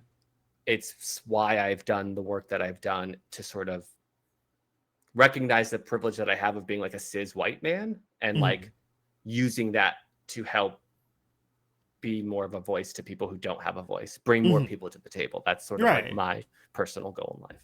That's really cool. Do you feel like it's so weird because I could have sworn I wrote this question down somewhere, but it's nowhere. But do you feel like um video games have or just like any of the stuff you're into, like board games, video games, movies and TV, whatever. Do you feel like um do you think there's a lot of like inclusivity? Like especially in video games, do you feel like we're kind of like entering a good era of inclusivity? Well, I think it's better than it was. Mm-hmm. I think that we're making good strides into it, but I don't think we're there yet. I think there Mm-hmm. still needs. I think you play certain games. I never want to see like queer people in a game because they're queer. Just Mm-hmm. like or like it's a plot device. Like Mm-hmm. that to me, I think or just like the trope of like the black friend that always dies, or Mm-hmm. like or the queer person in a any sort of content has to have a tragic backstory, right? Like it Mm-hmm. can never just be like I'm a normal gay man. It's got to be like I lost my lover in a bombing. It's like it's always got to be this like so I think like inclusivity now is still sort of held back by these barriers of stereotypes. So Mm-hmm. it's like, oh yeah, we'll be inclusive, but we're gonna like play into these tropes. So to me, it's like it becomes really um it becomes special when you see characters that exist in a world, but then just happen to be Yeah. something else. I think a really great example of where they was so Miss Marvel, Mm-hmm. Kamala Khan in the comic books, I thought was a great way of creating this character that had a different perspective, whereas it was important to her identity, but also sort of like felt right. Like it wasn't that they. So to me, like that's a great example of creating a diverse character where you can honor what makes them diverse, but also give them real human stories outside of that, where Mm-hmm. it just doesn't feel like it's a cliche of who they are. And so I think when you see that in games or movies or TVs, it resonates and it's really, really powerful. Do you have a specific game that like did it really well? Like comes to mind? I'm trying to think of a really good character, but it's not coming to me right now. But I know I've seen like characters, like queer characters in games that have been like, oh, that is impact like that. I love that. I know Life is Strange, or not Life is Strange, but Tell Me Why. I've heard that was like really good. I don't know if that's true. That could be a divisive game, but I've heard that was like really good for like I think it was trans representation. I know we've talked a lot about it in this talk show. Coral Island did a really good job with representation. Um, those are just a few that I can think of. Yeah. Well, I think trans inclusivity in gaming is still something that we're trying to figure out as a community and as a culture, because I think that again, you gotta be really careful, because a trans identity is more than just the surgery, and I think that that's what like people always want to tell that story, and it's That's like where the focus, or the transition, but it's like that's so like little to who they are. I mean, it's obviously monumental and it's big and it's private, but it's like you don't have to tell that story with necessarily like sadness, which I actually saw a good example is I saw a panel on inclusivity in board gaming, specifically role playing like D&D. And somebody had mentioned about in D&D, there's a potion where you can drink and you can change your gender. And they were asking a trans person on the panel, like what their thoughts of that was. And they were like, you know, do you think it sort of undermines what it means to go through the trans narrative? And I remember her saying basically like, as a trans person, I go through enough of this stuff, and like it can be very traumatic to have these experiences and to go through these surgeries. I don't want to role play my trauma in a game. Like I want, like, so if there's a potion that can like give me like breasts and a vagina, like awesome. Like that's amazing. That's what fantasy should be about. Like expressing yourself in a fantastic way. And I just thought that was such an interesting take and an interesting perspective.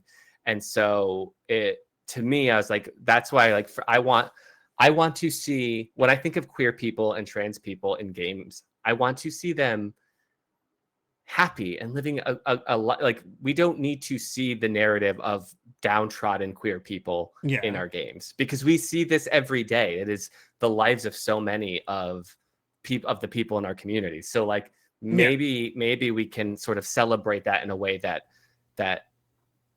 understands and acknowledges it, but sort of like celebrates them as the person that they are. Yeah. Well said. I agree. Also, and I love raspberry. As a trans who never gets surgery, work. And then Jojo said, when a creator has to modify environment to make a place for queer marginalized people, they're not helping. Queer people belong in the spaces we already know and recognize. Right. So a great example of that is when they take a game that's set in like, let's say Vikings, right? Like there's a Viking game. And then they jam people of color in there. And it's like, if you're doing like an act, like that is not celebrating diversity. That is meeting a quota. Like that's not how you like create diversity. It's like, how about instead of doing that in an Assassin's Creed game, you create an Assassin's Creed that's like that celebrates, that like takes place in like some part of Africa, and you like celebrate that culture and you tell that narrative and you tell that story, because there's stories there that you don't need to sort of like jam something like a diversity into a game just to say you did it. I feel like that doesn't help anybody. Yeah. We have an ad starting in about a minute, by the way, everyone. So, heads Love up. a good ad. My last question for the gaming section was, do you ever have backlog anxiety? Like, is it all just piling up, all these games you got to get to? I mean, if you just take the word backlog out of there, the answer is yes. Do you ever have general anxiety about everything in my life? Absolutely. So yes. Does my heart palpitate a little when I go down my Steam library? Yes. Palpitate out of excitement or anxiety? No, out of anxiety. Are you kidding me? There are some games that will just never see the light of day. But also, I had a great conversation with a friend one time who said, like, we don't play games because we have to see them through to the end. We play them to be entertained. So if you play a game for 2 hours and it entertained you, and you feel like you've got what's worth out of it. If you buy a game and never played it, but the moment that you bought the game gave you excitement, then like it's done its job as media, as content. So it's like Yeah. I don't have as much anxiety anymore because I try to look through it with that lens. Yeah, I agree with that. Because like sometimes I'll just buy a game and I'm just happy to know that I have it in case I do have time to play it. Absolutely. So yeah, moving to the Twitch section. Oh. How long have you been streaming? I think it's 5 months now. Okay. Did you stream before the start of that 5 months? Did you ever like No. occasionally go live? You went live for the first time 5 months ago ever. Yeah, I only had ever used Twitch in the past for like drops for games that I was playing. I honestly didn't understand Twitch. I didn't really understand the grab of it. I never really lived in that world at all. Yeah. But when did you discover Twitch? I discovered Twitch as like as a streamer, like about 5.5 months ago. I had a friend, Tasman300, who is a delight, and you should follow him if you already don't. But he is a friend in real life. I've known him for many, many years. We were roommates a long time ago. He was just over one night telling us about it because he was telling us about streaming and like how and so I just started asking him questions because again I didn't really understand what streaming meant, why people liked it. And then as he was sort of telling me about it, like something sort of turned on in my head. No, it was very we were honestly and truly just roommates. We were not banging.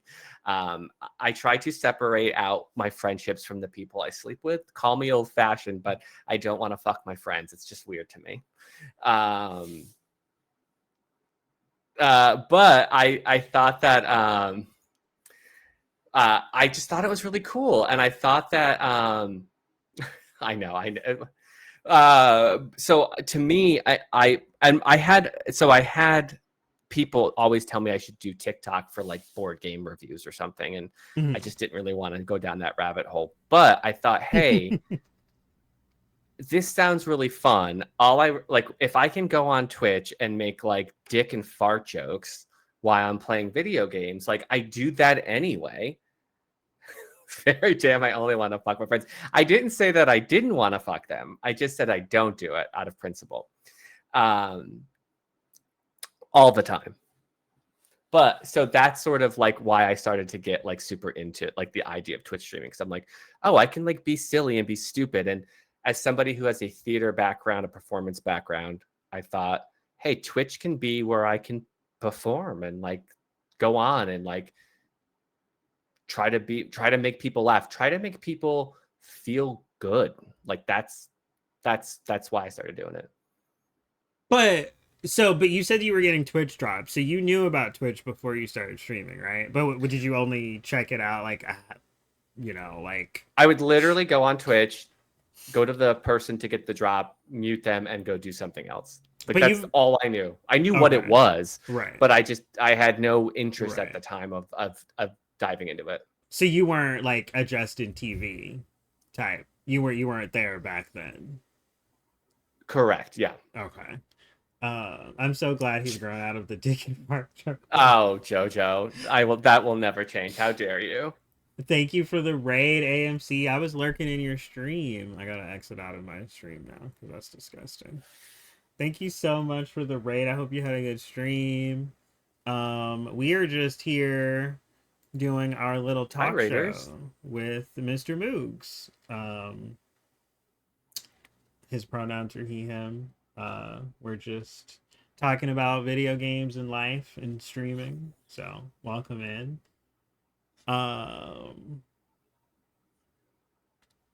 Yeah, let's get back to it. What was I gonna say? So you've been streaming for like 5 months. Yep. They told you, your friend told you, like, what? Let's see, when you were asking them questions, you were like, what's the point of it? Like, what do you do? And then you decided it was for you. Yeah, because he was basically just telling me about how he just goes in and he plays games, and he was really he was really highlighting the community that he had discovered on Twitch. And that was something I didn't know existed here, which seems silly when you think about it, because it's at its core a social media platform. But Mhm. I really was taken back by, he's like, oh yeah, I've met these people and I hang out in their streams. They come to my streams and sort of we play games together. I thought, wow, okay, so let's do that. Let's see if I'm any good at it. Right. Um. So It turns out I'm not, so that's fine too. true. No, I'm kidding. You're great at streaming. Shut the fuck up. Uh. I had to load out for this to show, but yay to 2 months. Thank you for the reset, Perry. Um. Do you Did you ever like have difficulty like determining whether or not you would have a webcam and stuff, or was that just a no-brainer for you?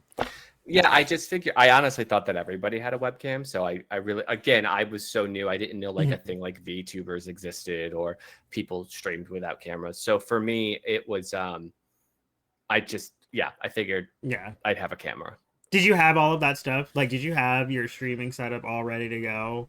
No, but Right I am off the definitely bat? the type of person that like if I do something and I enjoy it, then I go ham and I'm just Okay. like, all right, let's just get it all and let's just do it all. And so I think I think I used my like a headset microphone for a while, and then when I realized this was something I enjoyed doing and I wanted to like really create an experience, that's when I sort of bought the microphone and the arm stand and the better camera and the Mhm. stream deck and all that, and the unnecessarily beast of a computer to run it all. You didn't have this beast of a computer when you started 5 months ago? No, I just, this was a little present to myself to Oh like, my god. yeah. Hell yeah.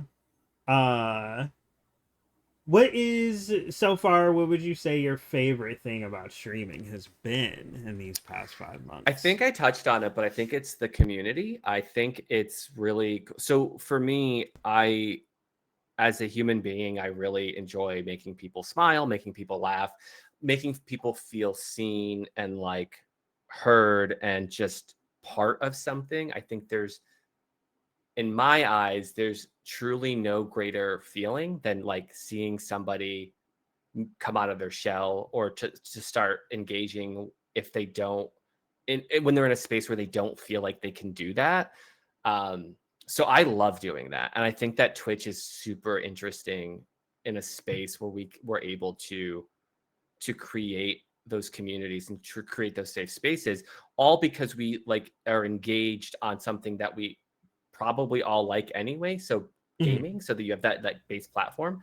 And then what really made me realize I had something special was I remember I was streaming one time and I had just been starting out, but what was interesting, it was somebody in my Twitch chat was basically said something like, oh well, as a trans man, I, blah blah blah blah.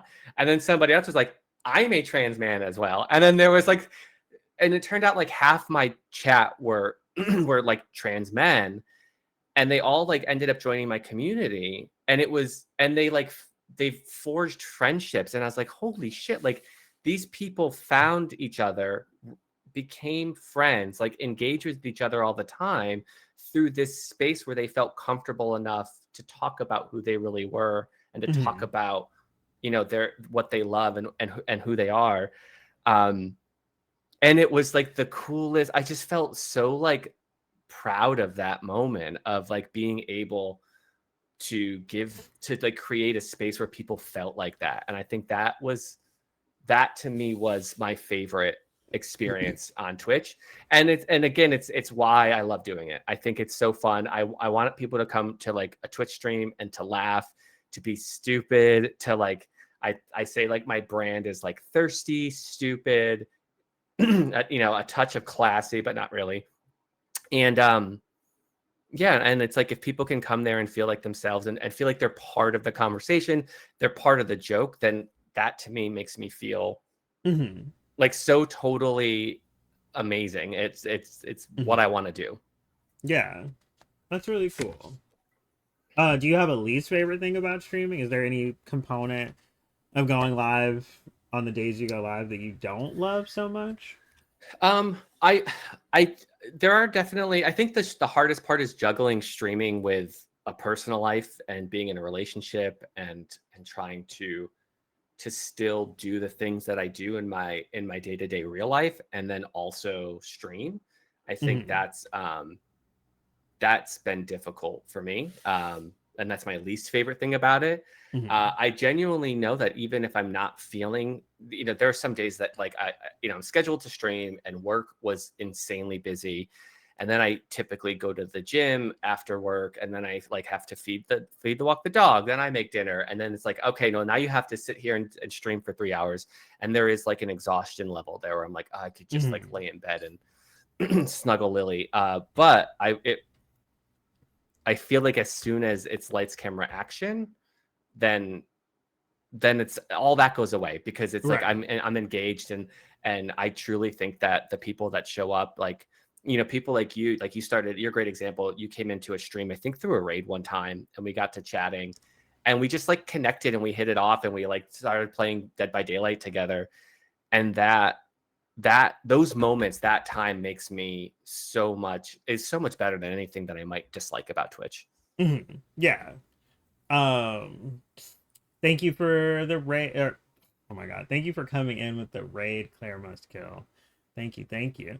I never realized how deeply Fairy says that you needed. You never realized how deeply you needed to have a community and have safety and support from my fellow Samaritan. But since finding my group of people and forging these lasting friendships, my life has changed and I've grown. Yeah, very, very 1,000% echo that. I I. didn't think I would meet people I really wanted to like, that I really considered my friend, like deep friendships and deep connections with on a video game platform. But Mhm. I think it's amazing that it's happened, and I'm so truly grateful for like the people I get to meet on here. Yeah. I it's a shame, Fairy, that I am a terrible person and I don't fit the what you just said. Anyway, but anyway, so are there But is any it a shame ways though? Is it a shame? anyway, is there any ways that you would like to improve your stream? Like any future plans, any things you plan to do, like new segments, new branding, anything like That's that? a great question. So there's a couple things. One is I said I was a big old Disney homo at the top of the conversation. So if you're a fan of Disney, please like you can talk to me about it anytime. But I've started collecting fabulous Disney ears. So for example, I got these Boba Fett ones Hmm. and I'm going. I have a ton. Like I don't have a ton of them, but I have a good amount of them. And so I'm going. I'm setting up like a bit reward where you basically Ooh. tell me to put them on, and then I have to wear them until somebody either until the end of the stream, or then somebody just changes them and like redeems bits to be like, Uh-huh. no, take Boba Fett off and put your America Chavez ones on. Oh my god, I love those. Yeah, That's aren't my these fave. amazing? I love them. And so I have that. I love so on your stream, I love that you have the Polaroid picture. So I'm working on setting that up. And honestly, just more ways for people to just engage and have fun. I just want people to be able to come and be like simultaneously have like the deepest conversation that they never thought they'd have on Twitch, but then also be idiots. Like that's the kernel of Twitch that I'm trying to Hmm. cultivate. Yeah. Um, have you ever thought about like cooking streams or anything like that? I know that's pretty popular. The other thing I'm trying to figure out the logistics of is painting on stream and Oh, doing right, right, miniature right. painting tutorial, like not tutorials because I don't claim to be like amazing at it, but like just taking something and painting it and like just like a nice Saturday cozy stream where I'm Yeah. painting a miniature and just talking with people, maybe telling them how to get started in it or making fart jokes. I don't know, whatever. But like at the end of the stream, we'd have like a fun like miniature that Uh-huh. we could.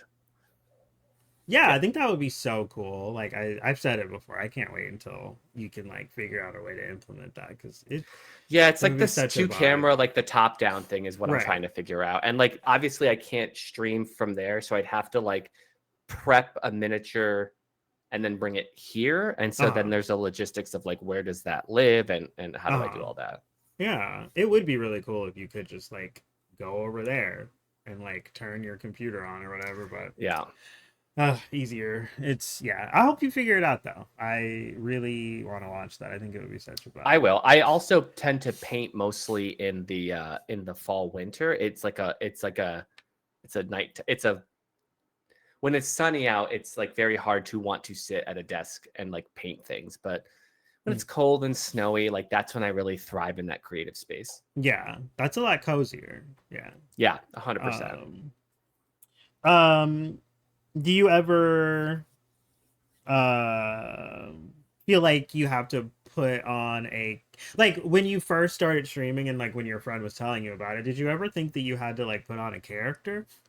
Or did you like you know what I mean? Like did you have to like be extra and really extravagant and like energetic to like get views? Or were you Are always you kind of like, let me just be are you myself? are you projecting on me? Is that what's happening Of right now? course I'm projecting on you. I love Perfect. projecting onto people.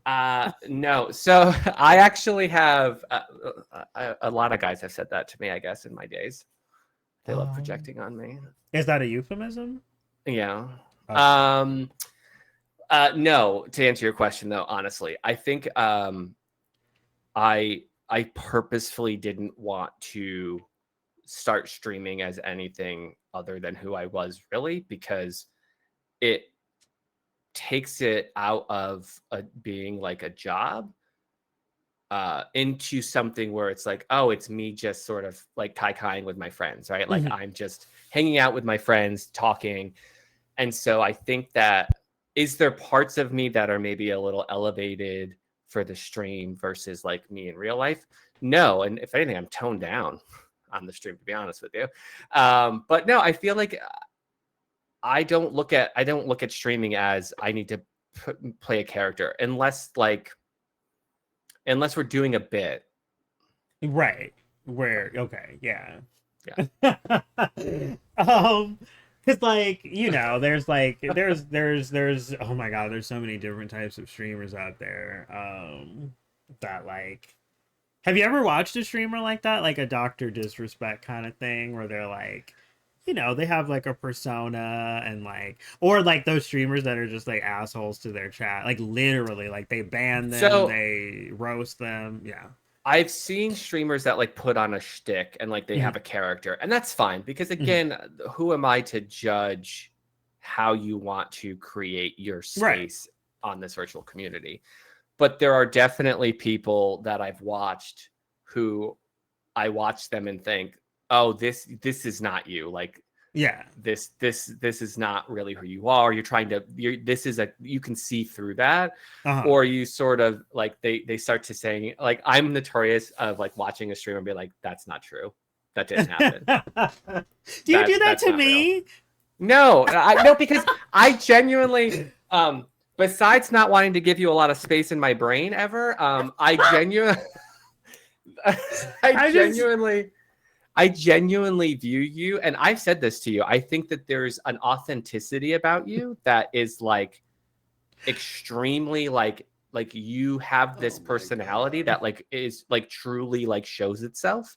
And I don't think that you could prevent that if you wanted to. I think it's just a natural, it's how you like it's who you are as a person. It's very like Mhm. yeah, you and yeah, like I have gray matter that just says no whenever I'm like I should think about Nick, and my brain's like no, shut it Right. down, shut it I down. think a lot of people can relate to that. I think a lot of Yeah, people, yeah, have that. yeah, Anyway, so you were saying you'll watch them and you'll be like, okay, like this is a shtick. So, yeah, and I just don't like that. I just don't. That's not engaging to me. I want to watch people who are themselves. I want to watch people who truly um want to sort of I don't know.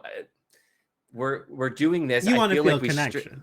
right. We do Yeah. this because we want people to be able to engage and interact with us and have a good time and like feel like they're part of a community, but if you're not being authentic, then what are they really a part of? Like, you're already preventing a real connection because of that. Yeah, I will say I've always been very into like cam streamers, like people who have their webcam on and they aren't just like a disembodied voice. Because for some reason I feel like when I like see your reactions to my messages that there's like a deeper connection there. Like and that's also just perception, but like, when you say something in chat, if they don't seem super happy with your presence, that can like you know what I mean? Like you can kind of like Yeah, look at that and like sure. judge Yeah. based on that. But like I Yeah. will say, just to give Charred Ashes like a little hype, I never really watched like PNG VTubers before. And I went to Charred stream the other day and I had so much fun chatting with them and I loved it. And that was like the first time, literally one of the first times where I like really connected with like someone who I like couldn't see their face. So I Yeah. also think that Yeah. that's like Well, I think it's that a speaks to the real connection. talent too, because you have to be able to engage with people. So I think one thing that's interesting about Twitch in general is that it's a great space for people who are on the spectrum to be able to like come and engage with people and maybe not Mhm. necessarily feel that intense social pressure that they get in like a real in-person face. Mhm. But I think I've known a lot of people on the spectrum who have basically said, I need to read facial cues in order to feel um, to sort of understand and to feel that connection, and to Mhm. be able to sort of interpret it. So I can see that that might be a little challenging as well. So if you have a tone that can do that to where you can sort of supplement that then your space, Right. then but I think it works fine. But there are definitely VTubers out there who are just like monotone, completely like void of personality, and it's like you that's not engaging at all. So it's like I love a good VTuber if it's like you said, it sounds like Chart Ashes really can like hit that home and like be engaging, and, Yeah. and sort of use that. But there are definitely people I'm like, this is boring as fuck.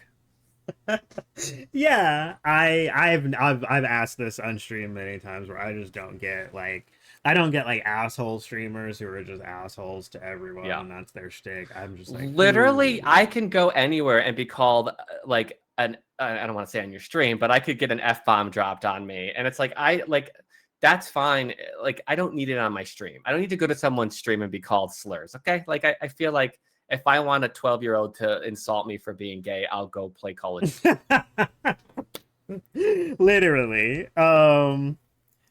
Yeah, I so how do you handle managing your community, like lots of people with different experiences and personalities? Do you find that easy so far, at least in your streaming career?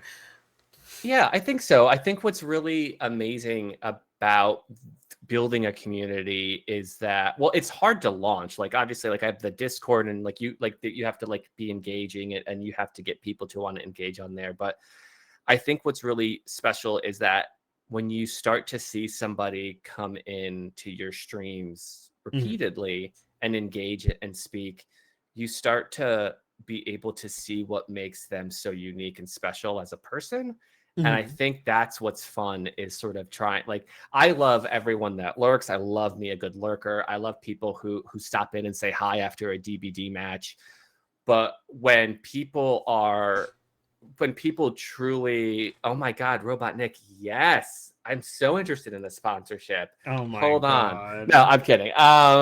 So I think, to me, that that is such a fun thing, is to really learn what makes somebody tick.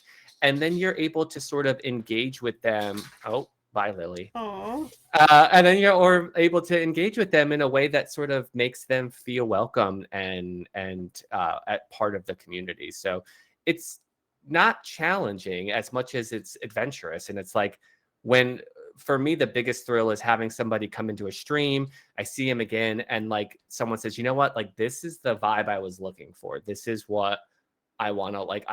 That is like it's music to my ears. It just means I'm able to give them something that they like. You could watch anybody, you could do literally anything on the planet, and you're choosing to spend time with me. It's like it's something that I don't forget. Mm-hmm. Because, like, yeah, I was wondering, like, do you ever worry about do you ever worry about like your community feeling, oh, welcome back, AMC. Do you ever feel like your community is like so tight knit that anyone coming in would feel like it was clicky? Do you feel like, It's a good question. I mean, maybe not. I feel like, I don't know. I mean, I've never felt that way, but I feel like that sometimes comes with time when like the community grows and your Yeah. viewership grows, that people new will come in and maybe they'll fit in and get in, but like some people will be like, there's so many inside jokes here, like I like what like it's hard to like, yeah. Yeah, well, so I think that's a really great question, and I think that's always a challenging thing. I think it's especially challenging if you're streaming and you're doing some like streaming with friends. Hmm. Like because I sometimes I think like you and I will just go off on tangents while we're like running around as survivors, and it's hilarious. And like the people that know us really, I think, enjoy it because we just will talk literally about anything. Could that turn somebody off from coming in who's just sort of watching? Absolutely. And that's a delicate balance.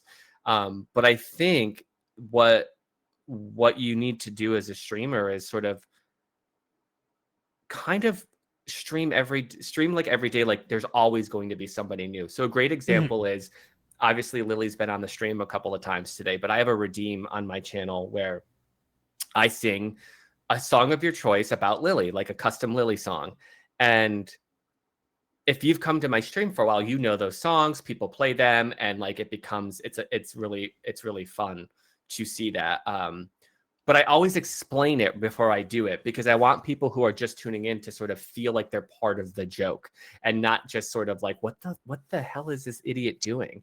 So like those are the things you have to remember is sort of like and that's something I took away from being a leader at my job and having to sort of to present content to people is that there are always going to be people who are new to this content. So you have to sort of open with, hey, this might be your first time here. And if it is, this is what we're doing. I think that welcomes people. Like your mother gooseberry, that's very Yeah. inviting to people. They come in and they see that and they're like, okay, I fit in here. Yeah. Right. Well, Right. yeah. Yeah, Yeah. literally. Maybe Yeah. not. Maybe not. Second thing I wanted to say before I read what Chard wrote is I feel like whenever I stream with another streamer, or like even if I'm not streaming but I'm just playing with him, I always try, which I don't know if that's like overstepping ever. I guess that depends on the individual, but I always try to like engage their chat as well. So Yeah. that it's not just me and the person talking and excluding the chat ever. I'm always like trying to like engage chat even when I'm not streaming, which is weird, but it's something I feel Yeah. like is helpful, hopefully, to my streamer Yeah. friends. And I think it is because I do think that there's people who aren't good at juggling all those things. So I think that if you're streaming with people, I personally appreciate it because if I'm, let's say we're doing like a 4-player survivors with friends, we have that conversation happening, we have my stream happening, we have the game happening, Hmm. and it's so easy to miss something that having someone there that's willing to sort of lob back and forth, and sort of step up and say, oh, so and so said this, like that's the last thing I want anyone to do is feel like they're spending their time with me, engaging with me, and I'm not engaging back. Like Hmm. that's like a cardinal rule of like a cardinal sin for me when I stream. Yeah. So Charge says, do you guys have viewer numbers that make you kind of uninterested in streamers? As someone who wants to engage with chat and community, having a quickly moving chat with a lot of viewers turns me off streamers, to be honest. Oh wow, yeah, that's a good question. I think that it can be. I think if I go into a stream and there's somebody that's got like 1,200 viewers, I probably will lurk. Before I won't speak a lot. I think in the context of my own streams, if I'm getting higher numbers or a fast moving chat, I think the the key is to have engaging viewers and moderators and create a space where you encourage inter-chat communications. So that way you don't always have to do that if it happens to blow up or you're getting rated, or it's really, really, it's really fast moving. And and I'm very grateful that I have some great people in my community that are so good at making people feel welcome. I have moderators who are really amazing at that as well. Leon is especially a big shout out to him, because when he is in my channel, he says hello to every single person that comes in. He's just so good at being that first warm feeling that you should get when you go into a new channel. So I think that can be that could be really important. Such a bitch. I could never do it. I could, like, I feel like I have moments where I do that, where I'm like, hi to everyone, but most of the time I'm just like, I'm like, I don't know, I'm very silent. I'm a silent moderator most of the time. But I wanted to say that I know a streamer, one of my favorite streamers, that Bronze Girl. She has usually like 200 to 400 viewers or whatever, but she is like, but I feel like she engages with her chat, but like I feel like, and there's like other streamers I watch that have like those kinds of numbers, but like I feel like, hold on, I feel like you're alarming me, which makes me alarmed.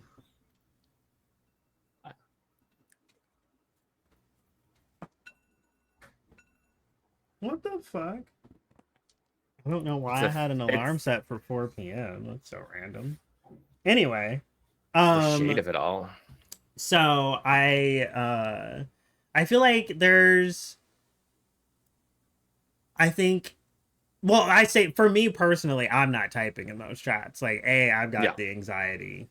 I'm not gonna go in there and have that many people view my message. But B, I feel like I'm not typing in there just because like it probably won't get seen anyway. So what's the point? Right. But I think that is all about the person who you're watching. So well, first of all, as a baby streamer, I live for the idea of having, like, I think about that and be like, oh my God, how cool would that be to get like 100 people at one time in my stream, like chatting, like that is like mind-blowingly amazing at the thought of it. But I also think that it's almost like streaming is like public service work. Like you're doing this to entertain people, and part of being entertained is being engaging and making people feel like they are welcome and that they should speak and that they are seen. I think fundamentally that's why I do this, is it makes people feel happy to like be part of something, and like that. If I don't do that, then I feel like I'm failing at what I set out to do as a Twitch streamer. Yeah, and I feel like there's two types of people. I feel like there's someone who can be like, you know, try to get every message when they have that many viewers, and I think there's some people who are just kind of putting on a show, and we're in the chat like reacting to it, and they don't necessarily have to respond to everything. I'm laughing at Fairy Queenie's message. It's true. I'm just old. I'm not wise. I'm just old. You're so wise. Shut the fuck up. Yeah, no, I think you're right. And I think that like, but it's also, there's a level of honesty too, because like, I think you need to tell people what they're getting when they come to your stream. So if you are going to be the type of person who misses a lot of chats, who's not engaged, then like say that, like be open and upfront about that. If you struggle with being able to handle all that, say that. Like there's a lot of streamers who will have a message, an automated message, that says, hey, I'm really bad at this, but it doesn't mean I'm ignoring you. I might just miss it, and that's okay. Yeah, and I've missed messages from you before, and I try to like roll off. Yeah, I mean, I wouldn't say I missed them. Like a lot of the times, them with intent. No, I think you missed them because you just. I feel this. Yeah, it's bad. Yeah, but no, but like. I am also a big proponent of like, go ahead and say it again if I missed it. Like, what do I care? Yeah. Like, if but you have. I think it's important to put that in there, to say that. No, I will. Because people will always.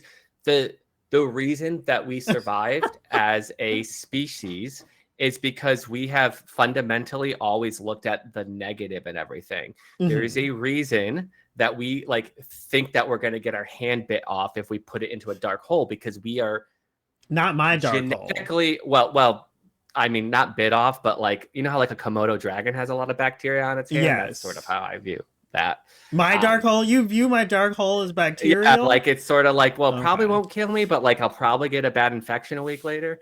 Um, no. So I think that like part of cynicism is a natural human trait. So if you don't explicitly state something, then people are going to look at it, just assume the worst. So I think that's why Uh-huh. you have to genuinely engage people and tell them the truth. Tell them, don't let them fill in the blanks, because our brains will fill in the blanks. So if you miss things, getting back to the context of chat, if you miss chats or you're bad at, tell them that, because otherwise people will leave. They will feel alienated and they will leave. Well, what if you want them to leave? What if you hate your chat and your community? I can't I would relate. I would rethink your future as a Twitch streamer. Oh, wait, hold on. I feel like I missed something. What is Jojo said this honesty from you both is what viewers pick up subconsciously when they watch you. I had to Do you struggle. disagree? I had to struggle to not say something self-deprecating. Uh, uh, cynicism is easy as well. Simpler to scoff and walk than be honest and vulnerable and take your chances. Raspberry says they love how I rhino, which it's like stay out of my bedroom, first of all. What the fuck does that mean? I love how you rhino. I What the? Oh, I love how you think. I was like, what? Why not both is the answer to that. I zoned out for 45 seconds and I come back into my brain to I think I would get an infection from your hole. That's Mooks for you, always being honest. That's right. Anyway. Oh my god. Anyway, so yeah, I always I grew up for the original question that I asked you like 37 minutes ago. Yeah. I I grew up like being in MMOs, right? Like you know this. Yep. You know how like people will like start a guild and then like there will be drama, right? Like one person's dating this person and then they break up and then the entire guild falls Bitch. apart. Yes. So Yes. like that part of community scares me personally because I feel like there can be like drama and like Yeah. I don't know how I would handle that because I almost feel like to run a not run but like to have a successful community you kind of have to pick a side unfortunately eventually like you know what I Sure. mean like you can fence Yeah. ride for a little while but like if like say 2-3 people in your community are beefing you kind of have to like you know like nip it in the butt and I just feel like that part of community is scary because everyone has like different personalities Yeah. different viewpoints and it can be very like it gives me Yeah. anxiety so that's Yeah. why that was like why I was asking like do you feel like you'll handle that well if that ever comes about. Well, I feel like I have to correct you and say Oh my god, it's nip it in the bud, like a I flower bud. said bud, I'm You said congested. bud. Go I back am to the bud. congested. You said nip it in the bud. Okay, all right, nip it in the bud. So Bud. let's bud. It's a flower uh terminology. I'm congested, Jojo. This is not fair, you guys. Like It my sinuses no, are so I get closed it. off. I get it. You're thinking rosebud, but that's fine. Anyway, I think well, I first of all, I think I think it's weird to me. Um, I think conflict without resolution is such a weird thing to me because Mhm. I so strive to live in a space where we like to be able to openly resolve issues and to see past the problem to the other side and being like, okay, well, what is this person's view of this situation? So I think conflict resolution is something that I guess inevitably you will have to address but I also hope that I've created a space where people can enjoy themselves without having it get to that level. But I don't know. It's a good question. I don't know how I would resolve it. I think objectively and openly, and at the end of the day, it's like some conflicts, or maybe just stay out of it. I mean, some conflicts don't need me as a mediator. If it's something where it's sort of like someone's is harassing somebody else, I think that that's a simple solution. Right. You know, there's like, it's a one strike policy at that point. But if it's people disagreeing because of something or fighting, then that's not really my place to. I'm nobody's parent, even as like the head of a community. I'm not gonna police that. Figure it out. I kind of wish you were my parent, though. Yeah. Yeah, I think you'd be a really good dad. I'm a good dog dad. Does that count? Yeah. Oh, Yeah. great. And also, like, never mind. I mean, at this point, I think I'm like a daddy. Does that count? That was the next thing I was gonna say, but then I was like, I'll refrain. You know, I don't need to be H word all the time. But anyway, what point are we gonna circle back to Nick's home? Oh, his hole. Okay. What MMOs were you on back in the day? I wanted to try all of them, but my computer wasn't good enough to run a lot of them. So I remember I had Lineage, I had Dark Age Oh of my Camelot. God, Lineage! Oh my God, I remember that game. I loved The Secret World. I loved FF11, obviously FF14. Sure. EverQuest, like literally any. I remember I even played WildStar for a hot minute, and that game just literally. Did you ever play Anarchy Online? I think so, but I don't really remember it. I know I must have wanted to try it, but I don't know if I ever did. But yeah, like Anarchy Online was like futuristic sci-fi. It was so good. Literally, Chard, any MMO you think of, I at least wanted to try it, but I may never have gotten the chance. I think autocorrect is being unbelievably homophobic in this interview today, and I feel attacked personally. However, I do think my new nickname is going to be Rhino, so that's fine. It was Neopets for Men. Oh my God, Fairy, I can't. Anyway, but yeah, I think I like that answer. If there's ever beef with me and anyone in your community, I'm going to literally be like, Moogs, I need you to do something about this. You just sat there and you didn't do anything, and I'm gonna just like be so dramatic. I can't wait. And I'd be like, how are you messaging me? I thought I blocked you ages ago. Anyway, so do you how do you decide what games to play on stream versus which games to play like by yourself privately? That's a good question. I think what I try to do is my sole focus of streaming is to create a space where people feel like they're able to engage and have fun. So like Dead by Daylight's a great example because you can automatically make it engaging by opening up and playing with survivors with friends, right? Like, so that's an easy solution. First Class Trouble, another great game. Never heard of it. You know, no, okay, no. It's a great game. I think somebody that was trying to sleep with me gifted it to me. Sleep with you, like in the sense of like sleepovers, like no funny business. Yeah. What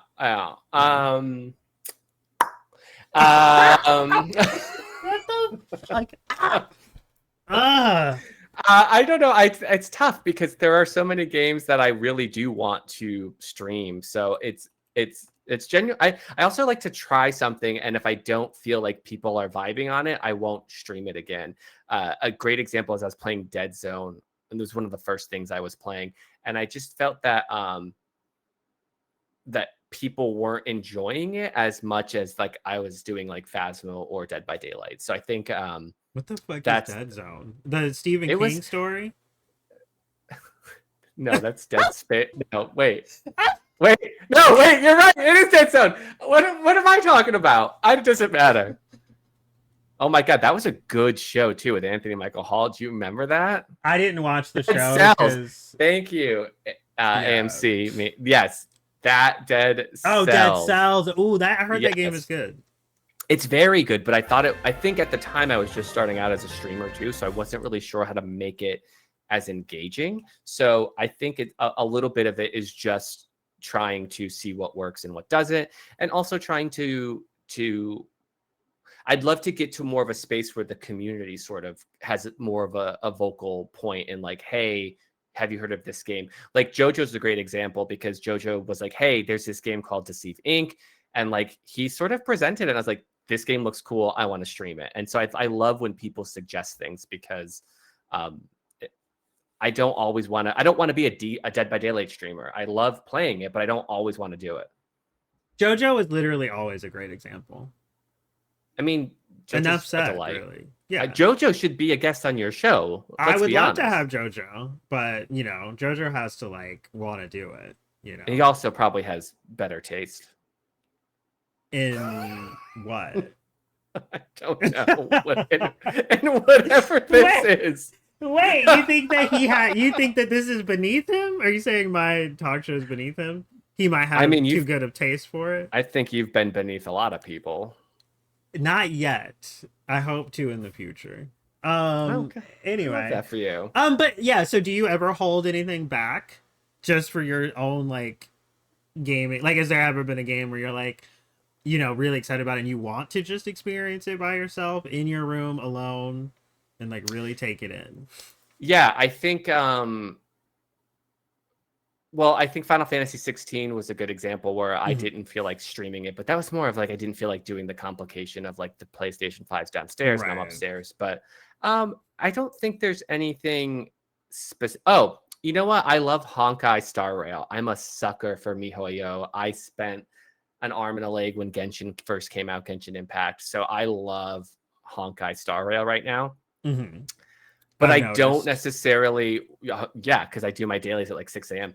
And you haven't been to bed yet. So I don't necessarily want to stream that because I just feel like that is something that I just play a little bit and like I enjoy it and that's fun for me. So that's a good example of a game that I don't think people watching me do dailies is incredibly engaging. I am of the persuasion that I can literally, if I like the streamer, I'll watch anything. So I'm just like, you get like, because I have no interest in Honkai Star Rail at all, like not even a tiny bit, or Genshin. Yeah. But I would absolutely watch you play that. But I mean, but that's just, But there is something electrifying when you pick a game that really connects with the audience and like there's that level of engagement and fun and people are like, to me, I don't care about viewer count as much as I care like the highlight of a stream for me is that if somebody laughs enough to make a clip. I think if that happens, that like that is top tier success. Yeah, I get that. But I feel like that could happen in anything. Like you could be playing Honkai and someone could make a clip. So I don't know. I guess I'm just saying like, I hope that in the future, maybe not with anything you've been playing recently, but like I hope in the future you're like, I mean, yeah, I guess you would probably try to stream it and see how it goes, but yeah, I would watch you play anything. I'd watch you read the newspaper. So oh, can you imagine if only I knew how to read? That's like a RuPaul joke. I'm sorry. Anyway, yeah. So back to it. By the way, I was just laughing because I realized someone said your hair when who was that? Was that Kim said Rhino?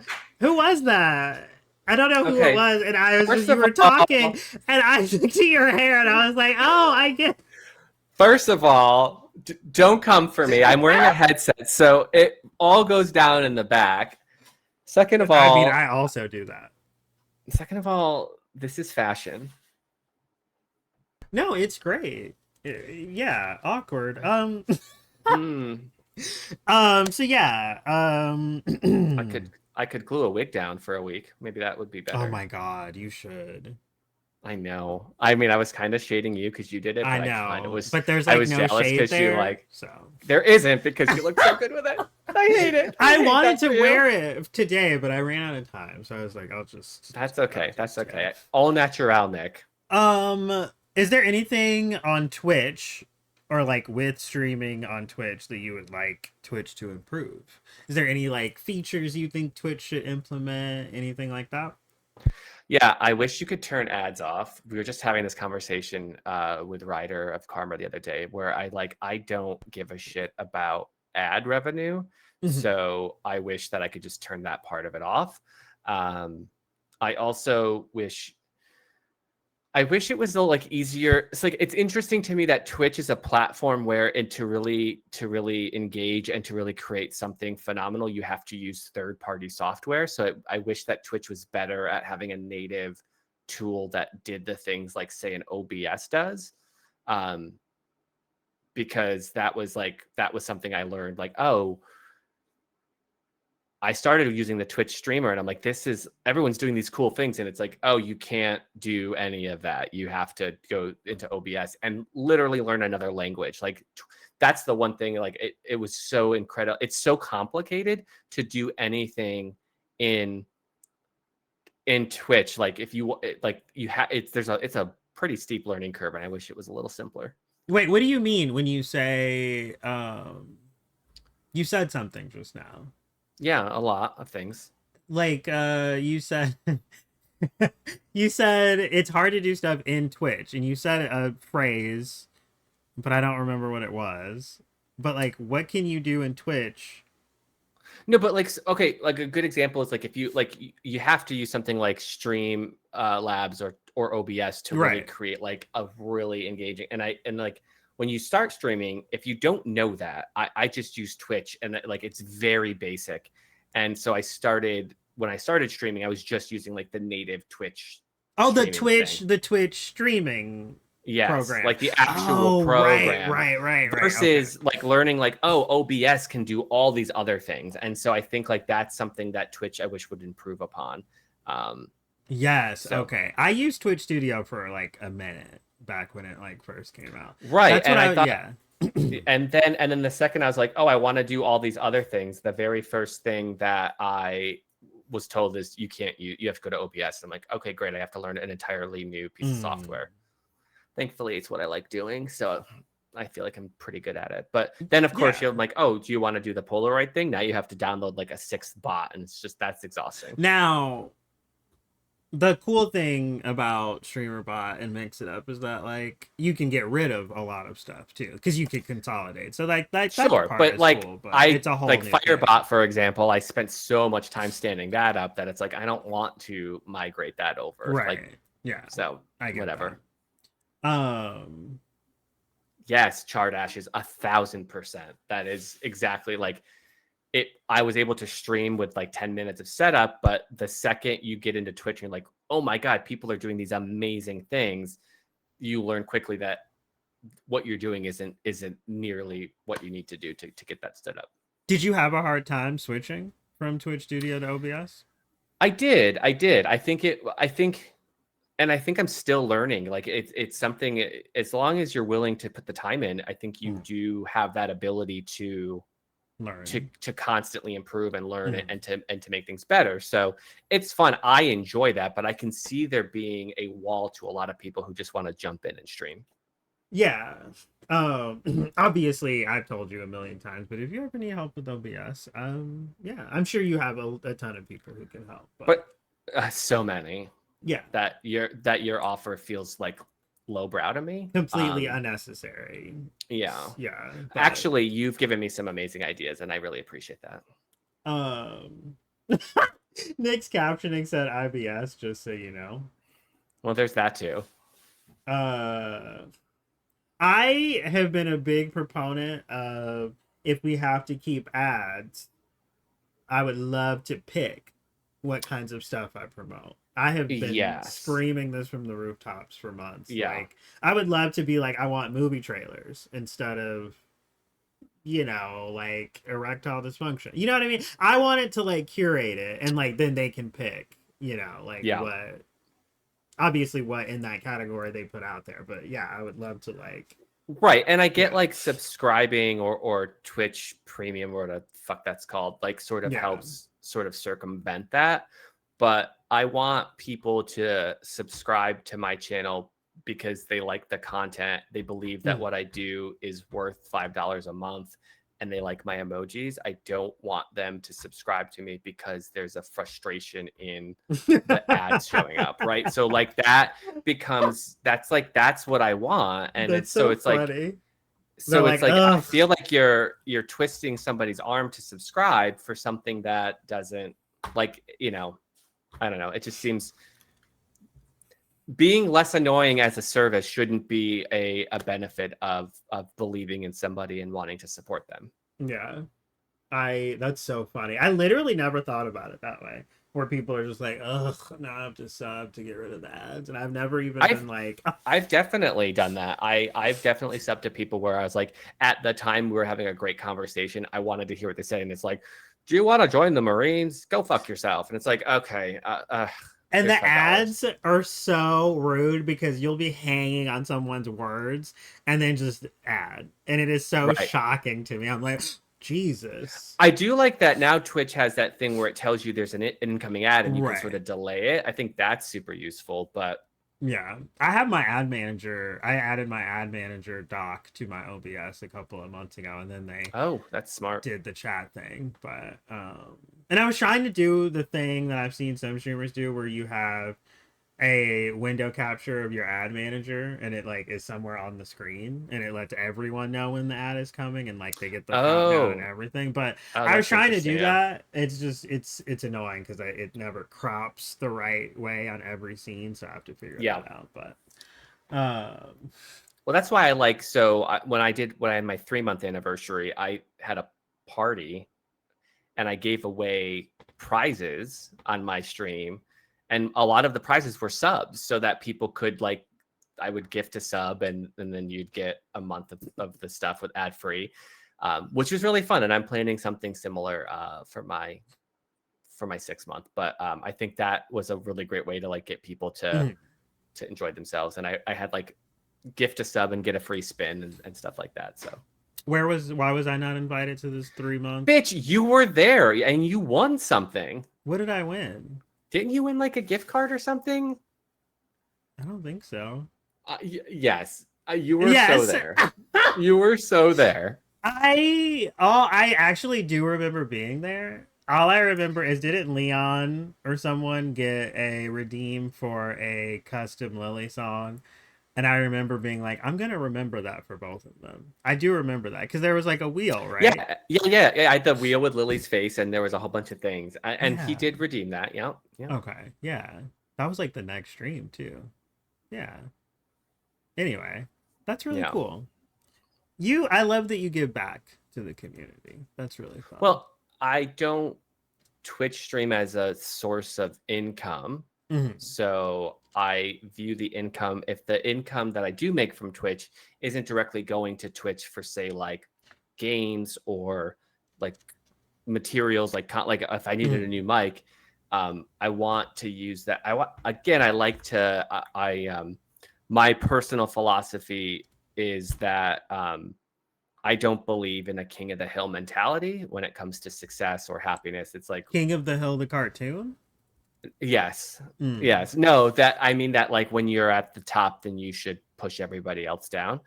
Right. I think that we win when everybody wins. So if I'm doing well or I'm happen to be you, you know making decent money on that, I want to use that to like, give people gift cards or like gift them again. I view generosity as something that is a very powerful way to put something into the universe that doesn't already exist. Yeah. I mean, yeah. I think that's a good way to look at it. Personally, YouTube didn't have ads, and they added progressively more ads for the past 10 years, and now they're selling ad free back to people. Personally, I have my ad set to only run when I manually run them, but I know that's like one more thing for people to manage. Yeah. Oh, that's a good Uh, idea. I should probably do that. uh, And then I think we're pretty much done here.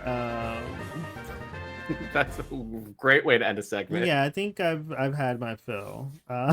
No, I'm Which kidding. is which is weird because as a whore, you never say that. That's true. I can be filled quite exponentially.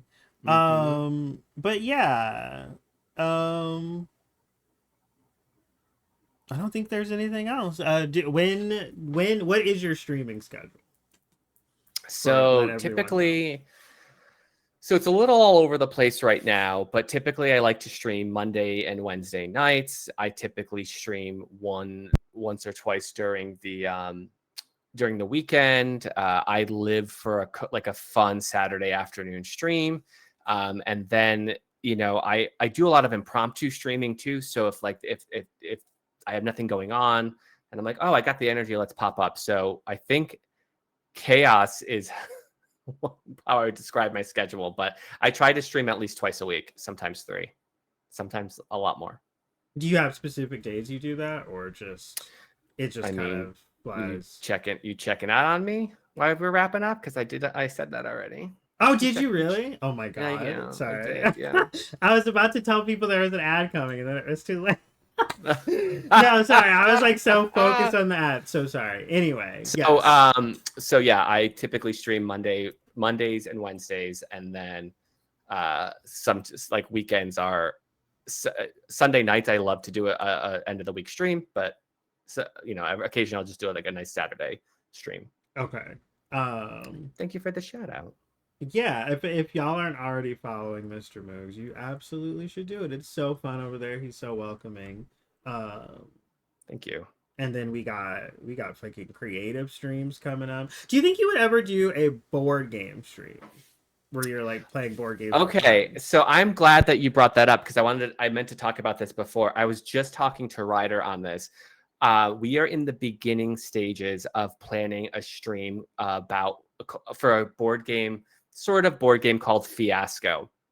And if you've never heard of it, it is an amazing improv game where the game is acting out a movie that you improv. So the idea is there's like these crazy scenarios like the Titanic or Camp Crystal Lake, or you're a failed news reporter, like a news station, and you essentially everybody creates characters based on this game mechanic, and then you act out scenes. So basically, like you and I could be, let's say we're the news anchors, and you and I are like host and co-host, but you pick like how your relationships are. So it's like, oh, we're host and co-host, but where we we are secret lovers that just broke up, and Mhm. I'm angry at you for XYZ. So you create these backstories, Uh-huh. and then you just go through and play out scenes. So when it's your turn, you basically set the scene, or you have the rest of the group set the scene for you, and then there's like a way of like it goes good or goes bad. And the whole point is that it's like a dark comedy, so things are supposed to get like stupid, silly, and chaotic, and anything that you say in a scene becomes canon to the story. Mhm. And it gets so wild, it gets so crazy, it's so funny. And then by the end, the game is an entire movie. So it's like a 2-hour thing. Mhm. And there's always like a end of act one twist. So, if it's the Titanic, it could be that the ship's starting to sink. If it's the newsroom, it could be that there's a catastrophe happening outside. So Uh-huh. it gets really silly. And I think that is going to be an amazing streaming thing, to the point where I think it could be a regular thing where people could like sign up to like be part of it. So you said you're going to do that. Is that going to be like over Discord, or is that going to be It like? would be like a Twitch stream, probably over Discord, or we would do something. I've seen people do. I just watched someone do a D&D thing where there was like 6 people Mhm. sharing their screen and playing Okay. it. So we got a lot of stuff to figure out, but I think it's going to be awesome, and I would love for it to become sort of like a staple of what my community is, sort of bringing people together, getting people to like open up a little bit, have a little fun, and like Mhm. try something. If you've never improv before, this is a great game to like introduce it, because it truly is um, it's something that like it doesn't matter. You can be awful at it, and that can just be your character. They maybe they don't speak. Yeah.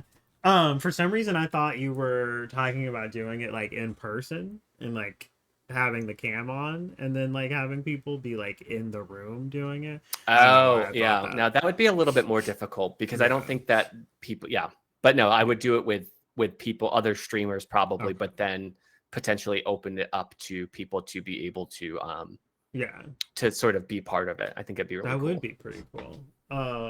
So yeah, there's a lot to look forward to on your stream, and if any of this sounds interesting to anyone in the chat, feel free to follow Mooks.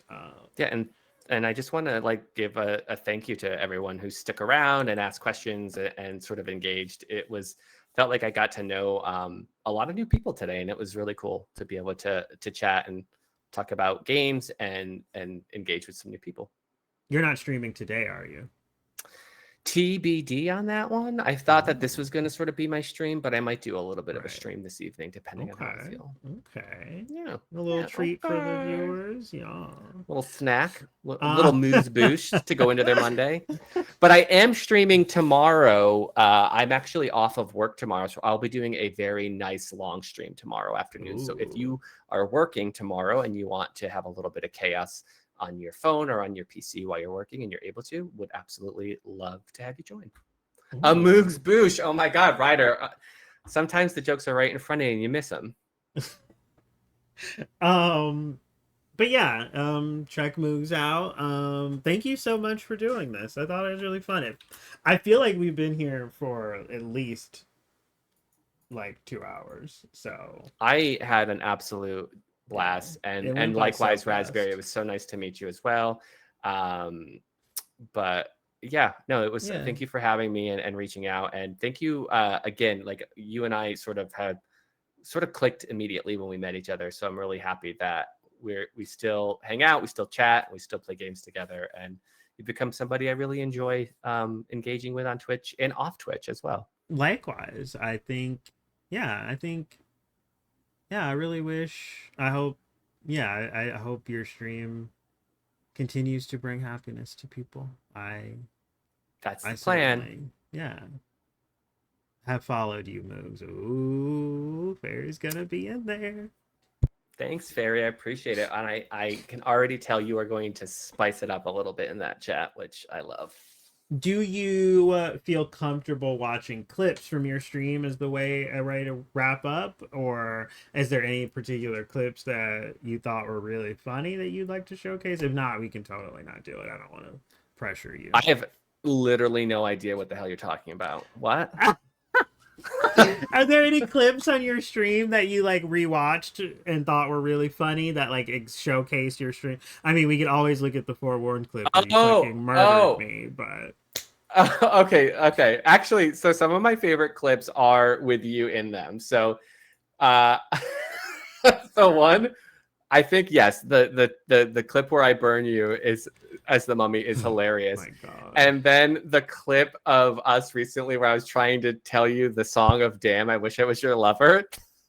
That actually made me laugh so hard watching it again. All right, let me pull this up. I mean, if you So want, much. go on. What's I was gonna say so much so that I'm building a random number a generator thing that you can do exclamation point shit and it tells you how much of a piece of shit you are today. I don't know what you're talking That's about. engaging, right? People would want to stick around for that. I will never be a piece of shit. So I just don't know. That's true. Hi, so Callie. Hello, welcome in. Pull him up, pull him up. Okay, do you want to get off of camera? Because you can hang out and chat while we watch, or do you want to like stay here? I mean, I could say I've Whatever. been looking at Okay. myself for like the last 3 hours Okay, all anyway. right. Jesus.